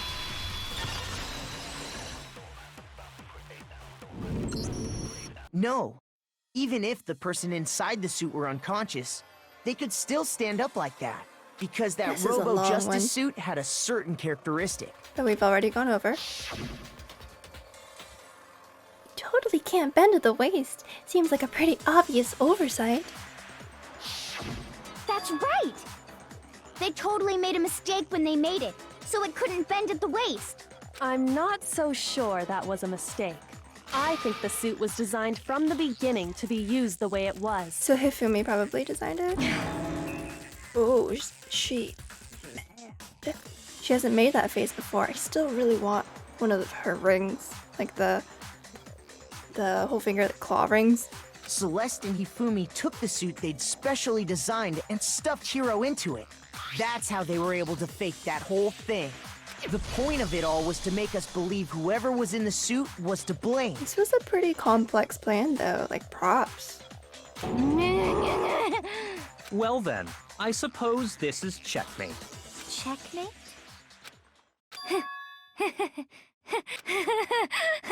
Uh-oh. Don't make me laugh, you idiot! What do you mean, checkmate? Celeste? Whoa. Clearly, you want to cram me into your little guilty box. Well, there's one little problem. Have you already forgotten what Hifumi told us as he lay dying? Hey, Hifumi, who was it? Who attacked you? Who tried to kill you? Who killed me? That's right, I remember their name. Yasu. Bro. When we asked him who had attacked him, his answer was quite clear, was it not? He said, and I quote, Yasuhiro. In other words, Yasuhiro Hagakure! Wait! But my name isn't really Yasuhiro! It's actually Taro! But, like, he wouldn't know that. Your confusing statements don't make any sense. You're only making things more complicated. He did say Yasuhiro. But are we sure he was really pointing the finger at Hiro? What the hell are you talking about? I'll burn you alive! Whoa. Not as cool without the accent. Kyoko, what do you mean by that? Think back to how Hifumi used to talk to us. He always called us like Mr. Naegi, Miss Maizono. How did he refer to each of us? I got it! That's right! I got another half our heart last back. names! He called us all by our last names! Exactly. I know I heard him say Mr. Naegi more than once, for example. So if Hifumi did mean to say Hiro's name, he would have said his last name, Hagakure. I'm sure it was just incidental. By chance, his first name. Indecent? Don't talk. I love, she's like a pet now that he has to like control. Don't talk. Random chance. Now isn't that a convenient explanation? No. There's no reason to think he would have said the name any different than normal. That's true. But he must have run out of energy before he could say any more. So Hifumi was trying to tell us the last name of whoever killed him? Then why would he put it that way? What did he say? He said, I know who killed me. Yes, maybe he was trying to say Yasuhiro was innocent? But why wouldn't he just say Hagakure? But the name he said doesn't apply to anyone here. Well, no. Hold on. There's one person it could apply to, and that's Celeste. She never actually told us what her real name is. Oh? What did you just say? To think you'd take your false accusation so far, I don't know whether to laugh or spit! Come on! Enough with your idiotic blather! Yasuhiro is a loser's name! Do I look like a loser to you? Well, do I? What? I think I've earned the right to be a little on edge. Oh boy. Okay, But then fill us in. What's your real name? her voice actress is spectacular. Fine. Make sure your ear holes are wide open and listen up! What? My real name is Celestia Ludenberg. It's not. Could you please stop making me repeat myself over and over again? Celeste still won't give up, so then I have to do something to make her accept it. Oh, but not bullet time. Okay. I thought I would have to bullet time those. The handbook. That's why. Hifumi was trying to tell us something. He wanted us to know the killer's last name, Yasuhiro. If there's one person here who might have that last name, It would have to be you, Celeste. You haven't told anyone what your real name is. How many times do I have to tell you? My name is Celestia Ludenberg. God damn it! How long do you plan to go It's a on cool name, pretending? gotta say. I'm not pretending. It's the truth. And since you have no way to contradict me, Boom. No, that's wrong.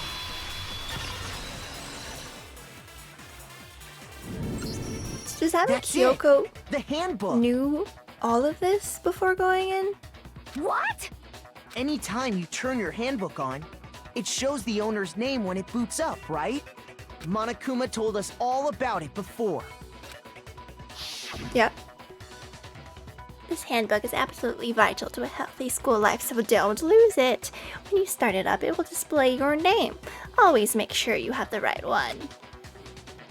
Yeah, etc. So all we have to do is check her handbook, and that'll clear up everything. That's how we can find out Celeste's real name. That's an invasion of privacy. I refuse to cooperate. Celeste, can you please just tell us what really happened? Please, just tell us. Ooh. Even when I'm put in check, it's just my nature not to give up. Because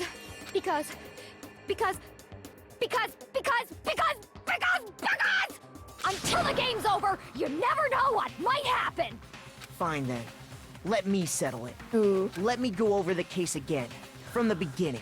Oh, and shit. shed light on all your crimes. Alright, time for the comic book thing. And that'll bring everything to an end. No, it's not the Hangman's Gambit. I forget what it's called. What is it? Climax Inference. Finish the thought. Oh my god, that's a Hifumi. Recruit their accomplice.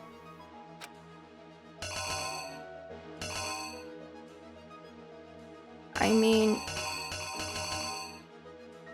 I don't really know this one, so let me switch to this.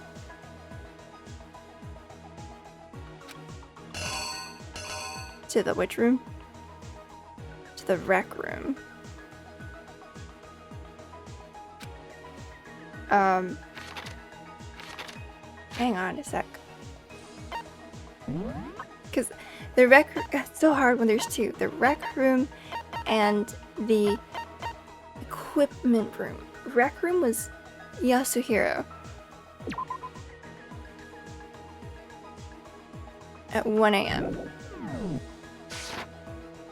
So then this one goes, fuck. Is here. And then he got kidnapped.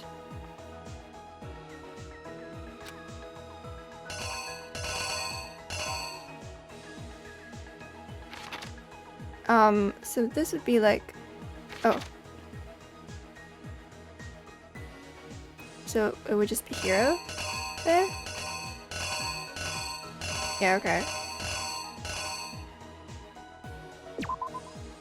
And then they put him in the suit and then took the photo.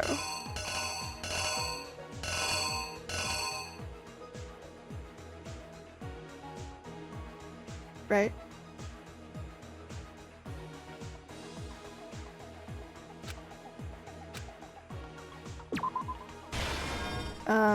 And then here they had the note with Taka. Some of these aren't even relevant.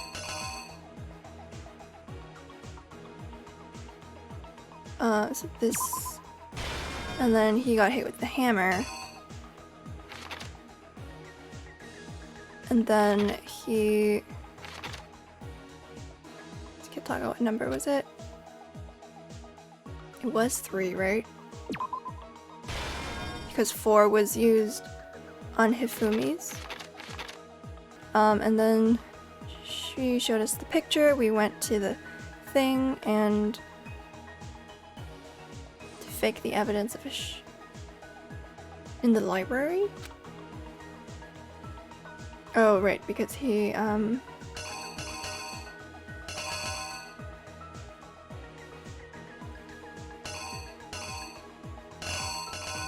was hammer number 2? Or was that 3? And then he did his thing. I don't remember which hammers were which. I think it was 4? Hang on, I can't remember which hammers are which. I should have paid more attention.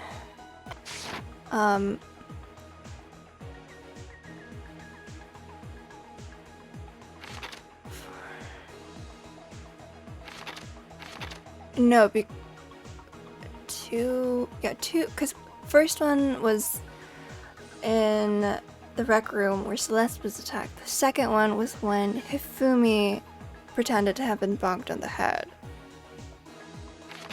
Then, no, this one, because I don't think the hammer, no, this one is Taka. Because Taka's was fourth, because in the trial, Hina was like, we know that he was last because he had the last hammer. So this would be 3. And then he got killed, and then they got killed, and then all those. Okay, and then pushing the body. I think that he's on the dolly, right? And then he's like, oh, I did it. And then they got killed, and then the hammer. Oh, okay. Was it the spotless hammer or? 잠깐만요. Oh no, that's the only hammer. Okay. I think that's it. I'm missing one somewhere because it doesn't say reenact. Oh, this one. What is this? Recruit their accomplice.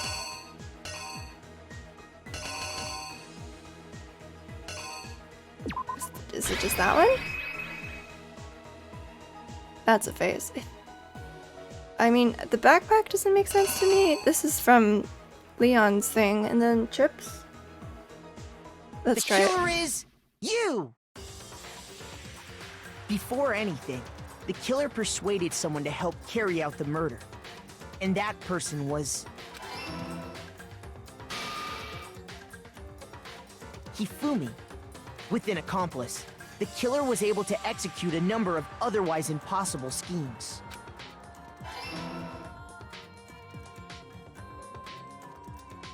Oh, I thought I got it wrong for a sec. First, they convinced someone to meet them in the rec room last night at 1 in the morning. That someone they met with was Hiro. The murderous duo intended to pass Hiro off as the prime suspect. So when they met up with him, they drugged him, knocked him out, and stuffed him into the Robo-Justice suit.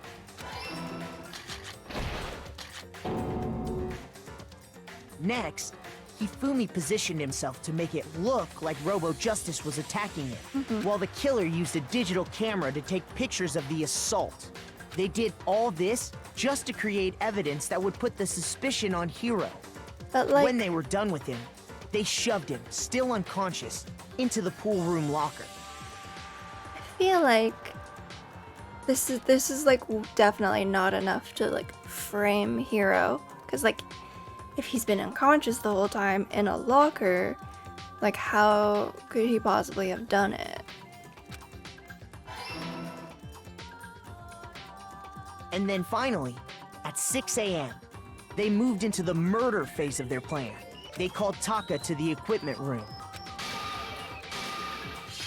Was it 4? It was. And that's where Hifumi killed him, making it the scene of the first murder. The murder weapon was Justice Hammer 4, which was left there in the equipment room. The reason Hammer number 4 was used was to create confusion about the order of the crimes.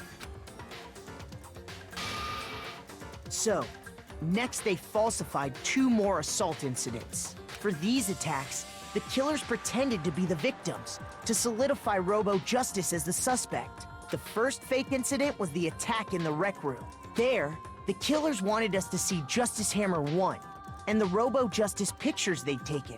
They wanted to make sure we bought the surprise attack story. Yeah, like... The second fake incident was the attack in the library. This time, they planted Justice Hammer 2, and an injured Hifumi, to sell us that story.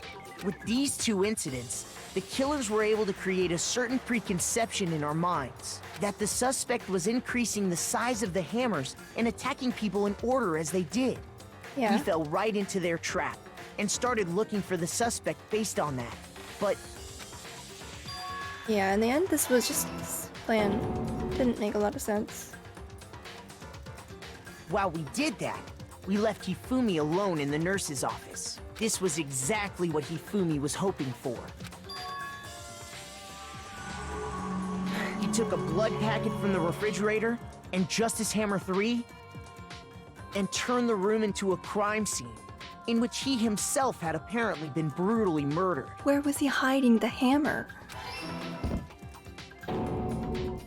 He let out a scream to draw us back, and when we returned, that's what we found.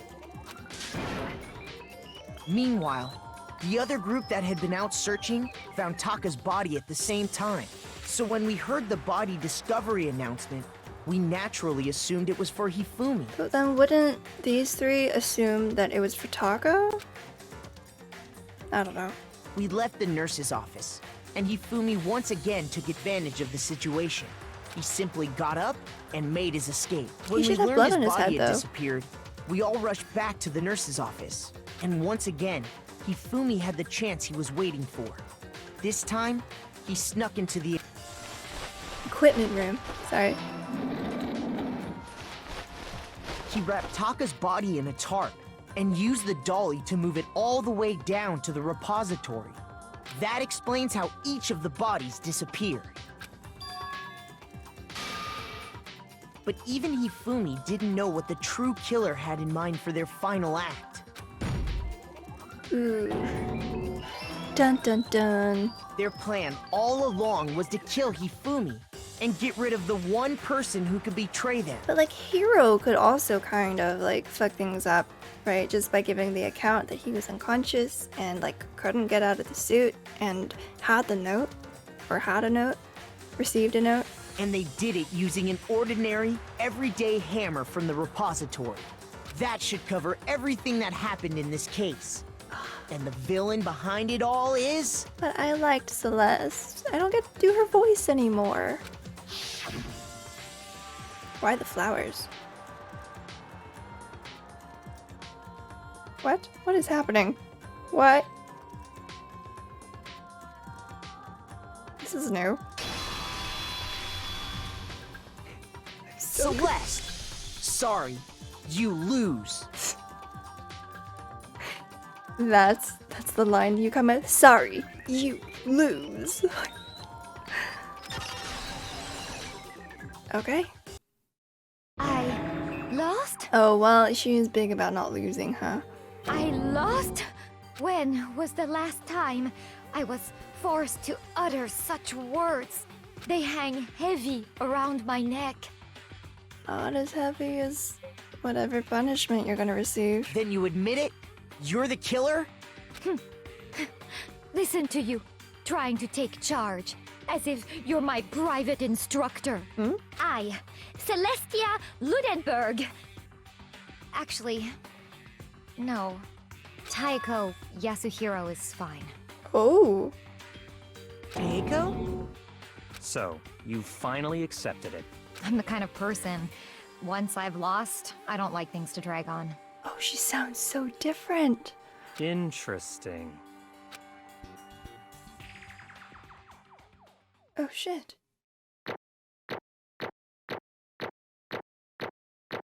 Really? I got all A's? Oh, I thought I really fucked up on this one. 109. Okay, Monokuma. I'm ready to begin. Oh, shit. Or, no. I suppose this is the end, isn't it?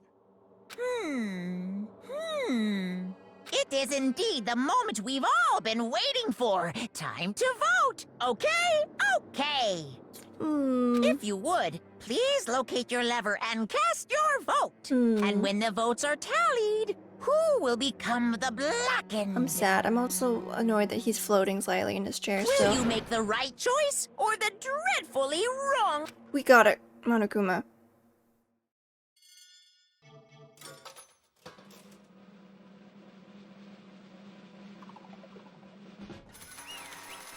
Damn. I'm kind of sad about it.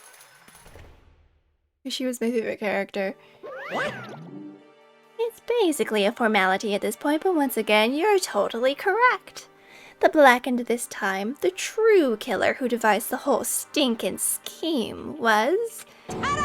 Celestia Ludenberg. Or more precisely, Taiko Yasuhiro. Honestly, I lost. Well, that sucks. I guess trying to work with someone else was a mistake after all. Hifumi's ineptitude was beyond all my calculations. I knew it. So you really did approach Hifumi with this plan. But how did you get him to agree? I can't imagine he would have happily agreed to commit murder. I'm sure she relied on her specialty. Lying. My specialty? Don't make me laugh. I didn't have to lie to get him to agree. So then... Then did you use... you know... I knew you'd figure it out, Kyoko. You're absolutely right. To get Hifumi to act as my accomplice, indeed. I used her. For everyone who's still left, and avoid mentioning it by name. But that's at least nice. But yeah, alter ego. It was the one thing Hifumi and Taka were both super into. She's talking about alter ego? Say what? What? What? What are you talking about? Just a second. Don't interrupt. We're in the middle of a very important conversation here. Oh, he's like, okay. I'm totally out of the loop as usual. How sad. I also,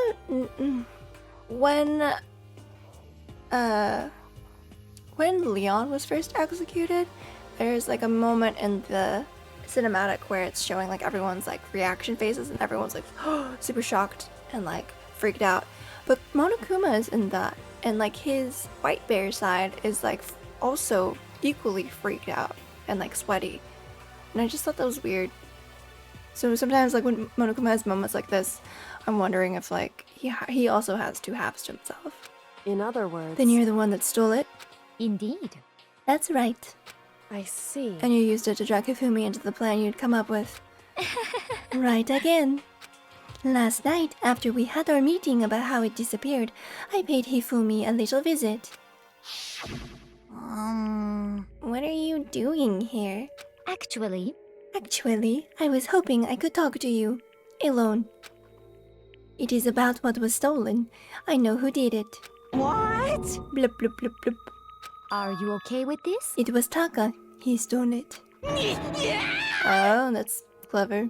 So then, And I have proof. Would you like to see it? As it turned out, I'd found a use for the digital camera. I'd taken you-know-what to Taka's room earlier and took pictures of it there.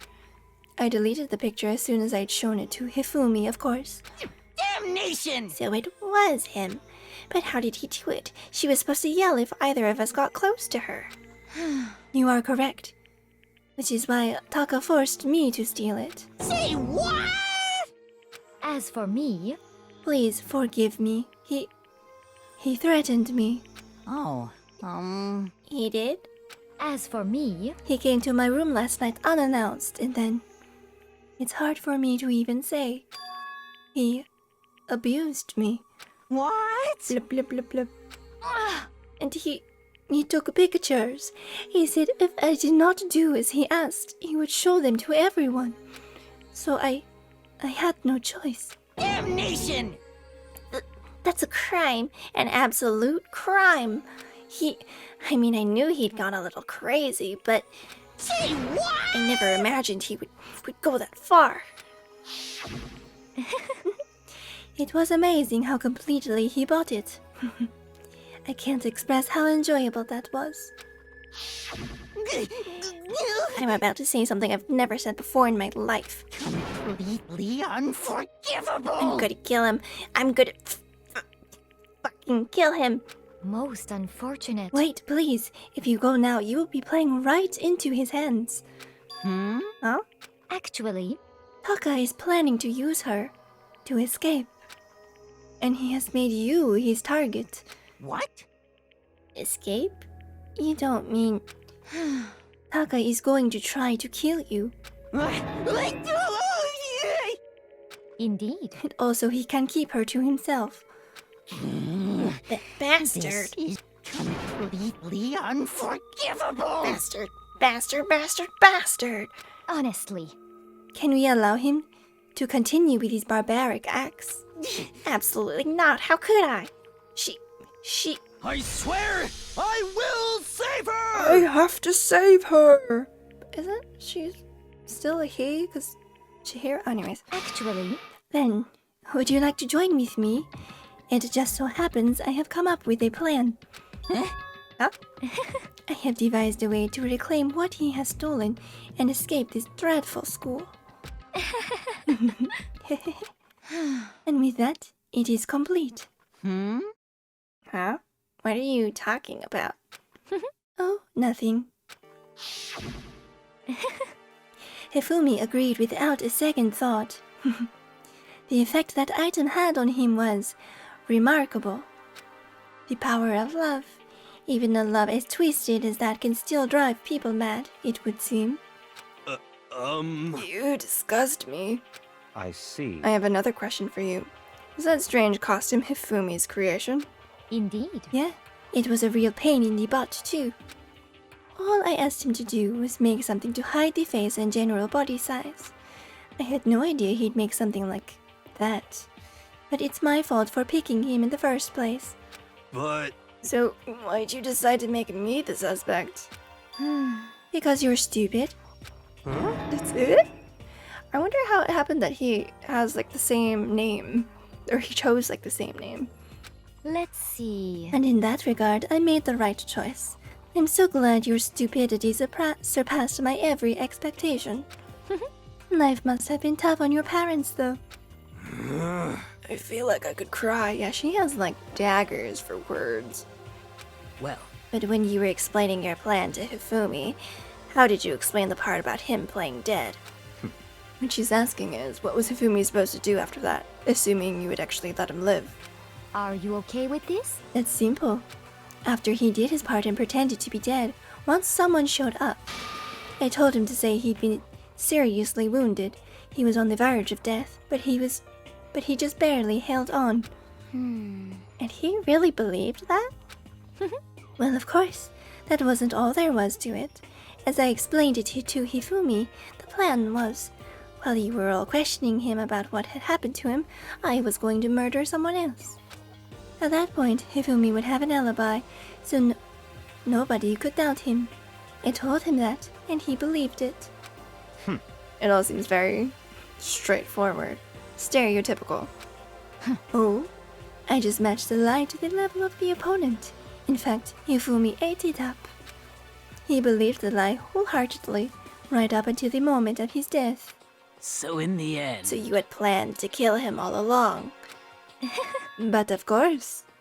There would have been no point to my plan if the one who pretended to be dead did not end up dead himself. What the heck? How can human life mean so little to you? Well, That's a non-issue. I simply did everything in my power to win. don't be mean! Now you sound like Byakuya. I wonder about that. No, he derives his pleasure from the thrill of the hunt. In that aspect, we are nothing alike. Why? Then what made you take things this far? What the heck? Was it really just for money? Are you talking about the $10 million Monokuma offered us? That is a lot of money, it's true. But that's not all there is to it. From the moment our new life here began, my only thought has been escape. But All along you've been saying how we have to accept living here. You little bitch! Obviously that was a lie. Hey! I couldn't take. I'm gonna continue to use her accent because I like it so much, and I don't know how to do the non-accent, so I couldn't take it. I hated it from day one. More than anyone else in here. You I little wanted bitch! to get out. Every day was fresh torture. And do you want to know why? Huh? so it fell apart. This is fine. Because I had a dream. And accepting a life here would have meant nothing less than giving up on my dream forever. Honestly. And there was no way that I could ever do that. In the underground world of gambling, I risked my life to make a metaphorical killing. As for me, And it was all for that dream. And what was this dream of yours? Isn't it wonderful? To live in a European castle. Castle? Whoa. And to gather handsome men from all over the world to serve as my butlers/bodyguards. Whoa. She doesn't have her pigtails here. It's so strange to look at. Are they all vampires or some shit? That guy looks a little bit like Byakuya. Oh, I was going to make them dress up like vampires and satisfy my every need. Once I obtained that, I would have created a perfectly aesthetic world of decadence. This is fine. Living the rest of my life there was my only dream, my only goal.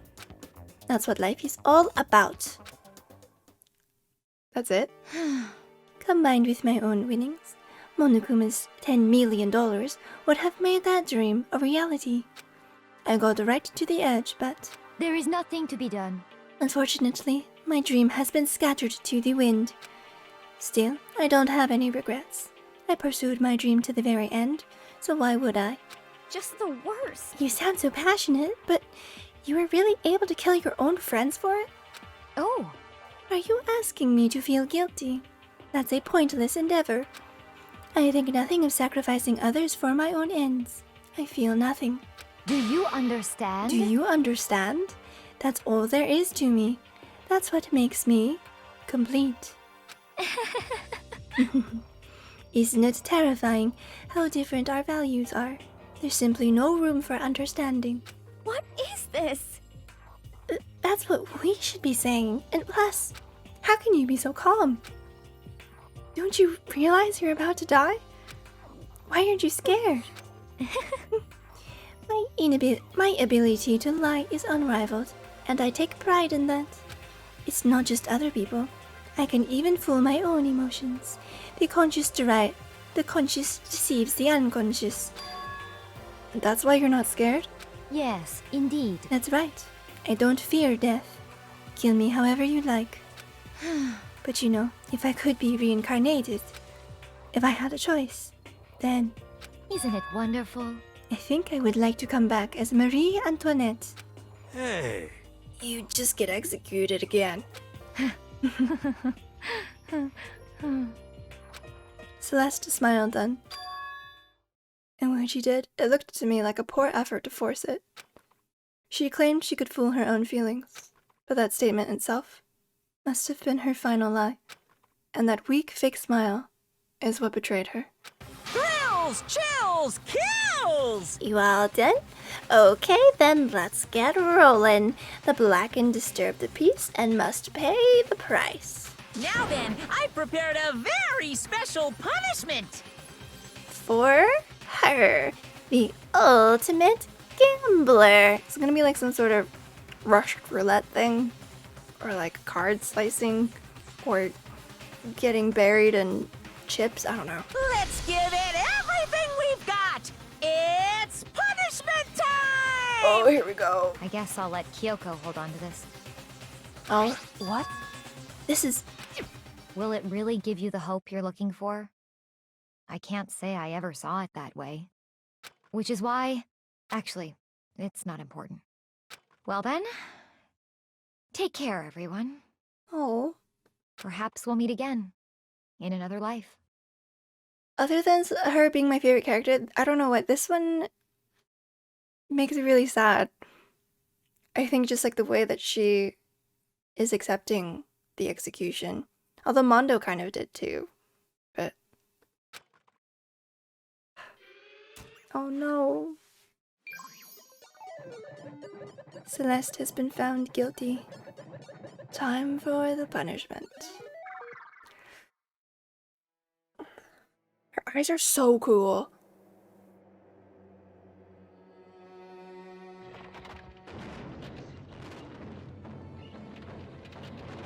Whoa. That's a creepy rabbit. The burning of the Versailles witch? Shit. She's gonna get burned alive?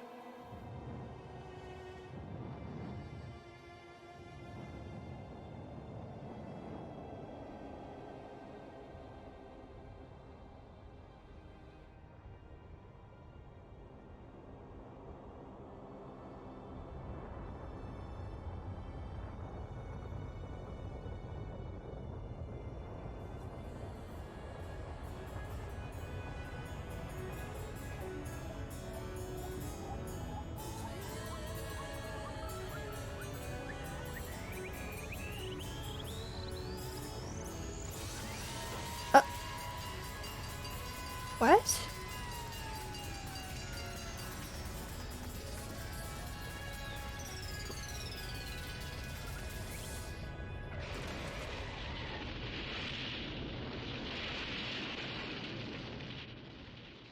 She got run over by a fire truck?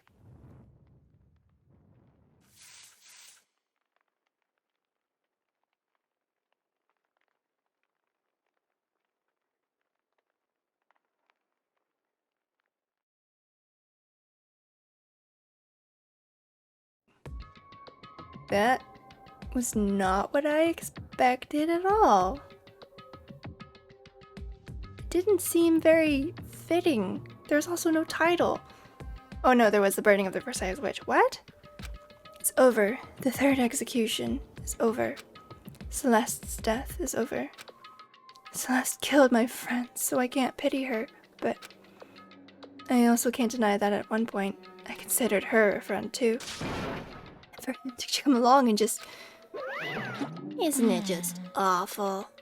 Someone couldn't cut free of their regrets from the outside world, and so more people had to die. Extreme! You guys are still young. You need to place more value on your lives. You're the one telling us to kill each other. What are you gonna do? Jeez, and I thought you guys were gonna pass the torch of hope to the next generation. Let me out of here! What do I care about hope? I'll throw it in the trash if you just let me out of here. Too bad. You're all the embodiment of hope, whether you like it or not. And it's my destiny to knock you down one by one. It's sad, yes, it is, but that reality just can't be avoided. Don't talk like you're not responsible. How long are you going to make us keep going through this? What do you want from us? How strange. How strange. God, I'm sick of people asking me that.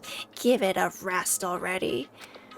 So anyway, Kyoko, did I see you get some kind of key type object from Celeste? Hey! Hey! So, what's the deal with that? What? Huh? What's the matter? So then, I'll answer your question if you answer mine. you... What did you do? Huh? What did you do to me? Ooh. What? Hey, Answer me. What did you do to my body? Ooh.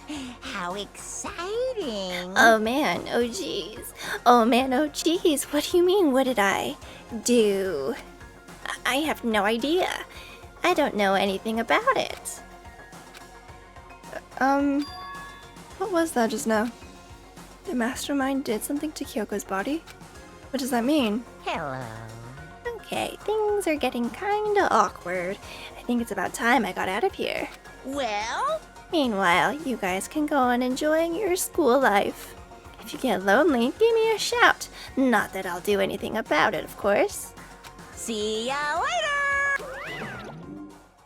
Monokuma disappeared, leaving us all depressed and in despair. Although, it wasn't all despair.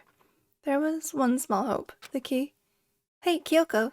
Monokuma already mentioned it, but what's that key that Celeste gave you? so... Most likely, it's the key to one of the dressing room lockers. Huh? What? Then that means... Celeste probably hid it in there. Hey, I suppose sometimes it's easiest to miss what's right beneath your nose. Well then, we'd better go check. Indeed. Good idea. We left the courtroom and rushed to the dressing room. So this is a long episode, I'm so sorry. As we approached the dressing room, Kyoko looked back at us and said, Hey, I'm going to go on alone from here. Everyone else, head to the dining hall. I'll check in with you later. What? Why, exactly, are you going alone? so... Do you even have to ask? She spoke. She glanced quickly at the surveillance camera. Come on. That's not what I mean.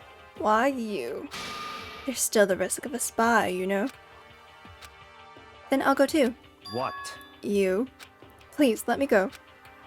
Standing here arguing is just going to draw more attention to us. Goodbye. Do whatever you want. Thank you, Byakuya. well then. Then it's up to you now. Yo! I'm gonna go to the dining hall, okay? Huh? So Makoto and Kyoko are gonna go together? Does that mean what I think it means? Okay. Good luck, Makoto. Girls like her are total pushovers when you show a little backbone. I tried to forget what Hina said. Everyone headed to the dining hall, leaving me and Kyoko there alone. Shall we go? Well, shall we? Yeah.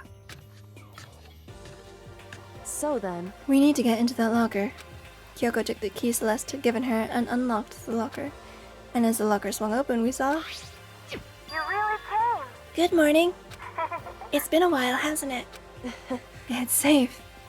Thank goodness. I'd never heard Kyoko sound so relieved. It was like she was speaking from the bottom of her heart. I did just what Celeste asked. I didn't say a word. I stayed quiet the entire time.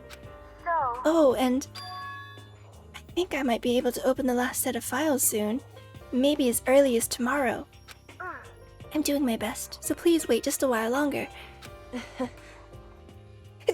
Phew. Oh, sorry.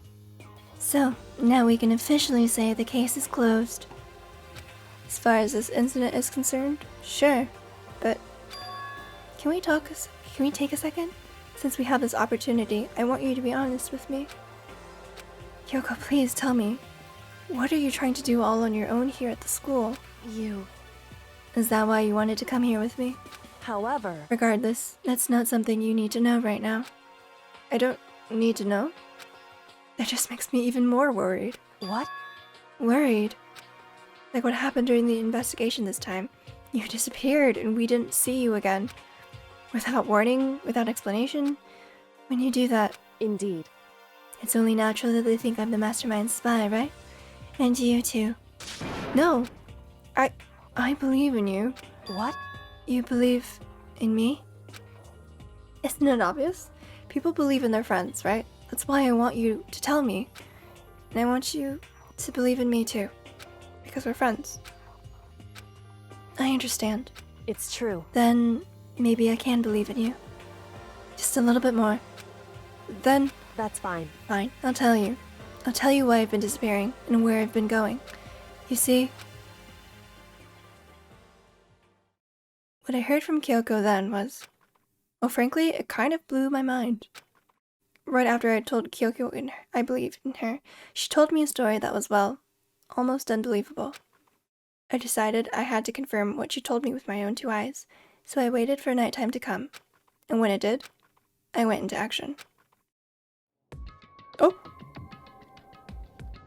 Midnight? Correct. The boys' bathroom on the second floor doesn't have a surveillance camera or monitor in it. And in the storage closet there, way in the back.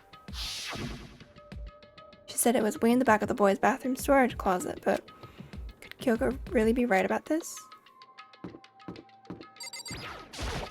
I have to know, Mrs. I meant to end the chapter.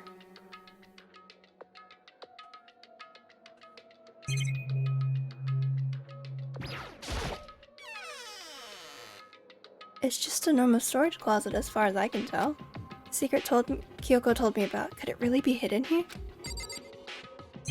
Okay, it's just... She said it was way in the back of the storage closet. But I mean, seriously? Without thinking, I placed my hand on the back of the storage closet, and suddenly, as if I were being yanked in, kshunk. At the same time as I heard that sound, I fell through the wall. I had no idea what was going on. Ooh, shit, secret room. Ba-bump. I had fallen through the back of the storage closet. Huh? It turned out, the back wall was like a revolving door, and I'd made my way to the other side, just like Kyoko had said. Correct. In the boys' bathroom on the second floor, there's a storage closet, and way in the back of that closet, there's a secret room. So this is the secret room. But what's in here? Stuffs. There's a bunch of files and what look like volume after volume of yearbooks. They're all covered in dust. Looking at everything, one file at the edge of the bookshelf caught my eye. Hope Speak Academy Student Registry. It's the only thing in here not covered in dust. Has someone been looking at it recently? I slipped the file into my hand, but before I had a chance to take a look at it, a slip of paper fell out of the file and I turned my attention to it. Maybe this is where the photo came from then of Mondo, Chihiro, and Leon? You must not leave? It's kind of weird. I could understand if it said, like, I can't leave, but you must not leave? What is this? My head feels funny. This strange sensation. It's like déjà vu. Those words, you must not leave. I've seen them somewhere before, but I can't quite remember. What do I know? What don't I know?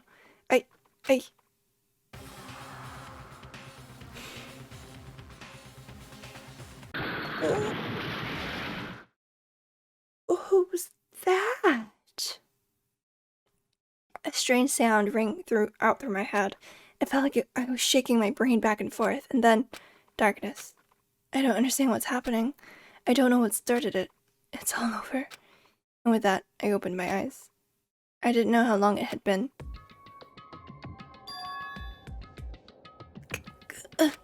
Ow. Apparently something hit me and I lost consciousness. That's all I understood. The dull, throbbing pain in my head proved that much at least. Fuck. It's just a normal desk. Oh. An empty bookshelf. Huh. Empty? Gone.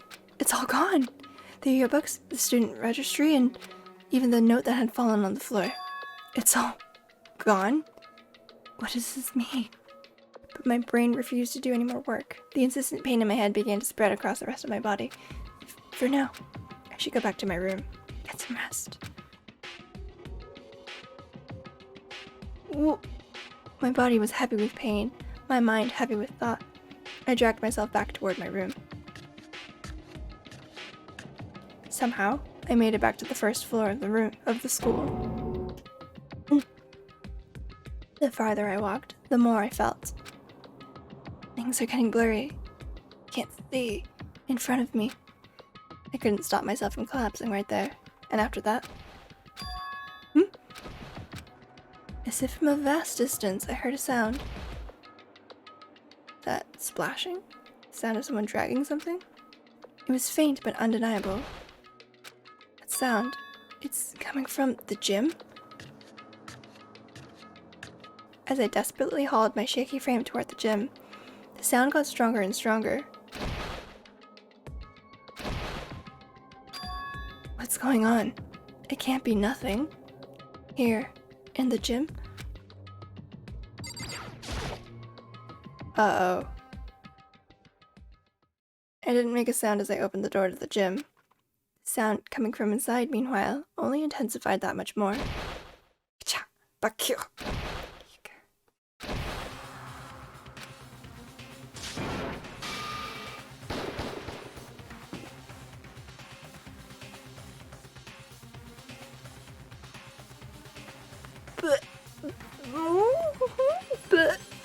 Before me there raged a battle beyond anything humanly possible. No, one side's not human, that's for sure, but regardless, I couldn't stop staring. I forgot to move or even breathe. Why, you? What do you think you're doing? How come she's not getting, like, instantly punished? I asked you a question. What's the meaning of this? How dare you defy me? This wasn't part of the deal! Sakura's the mole? The deal? I've made a decision. I will no longer retreat, no longer compromise, no longer regret. I've made my decision. I'm going to resist you. Okay, but you do realize what will happen if you go through with this, right? You haven't forgotten, have you? What I'm holding hostage? Oh, fuck. What am I looking at? What am I hearing? A hostage? Then, could it be the mastermind's spies? Don't tell me that's the end of the chapter. Next Generation Legend, Stand Tall, Galactic Hero, and... Damn, there's only 7 left. Oh.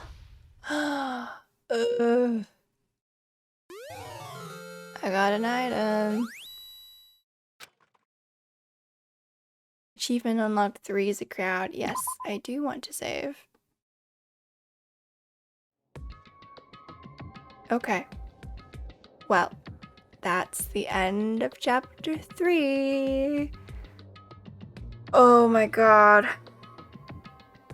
So much happened. I'm so upset that my favorite character is gone now, but fuck, Sakura was the mole, and Monokuma, I guess, is holding someone hostage, probably from like the videos. So like, probably, oh jeez. And then who the fuck was the person in the secret room who attacked me? With the weird mask. So is that the 16th student? So there wasn't a student who died in the beginning that just, or like didn't show up? Maybe they're the 16th and they're the mastermind? Shit. Well, I guess we'll find out. I just want to keep playing this game. It's so good. But thank you so much for watching. Thank you so much for sticking out this one. I know it's long, but I just wanted to get all of it in there. But I hope you enjoyed. Don't forget to like, comment, and subscribe for notifications when I put out new videos. I love you all, and I'll see you in the next one. Bye!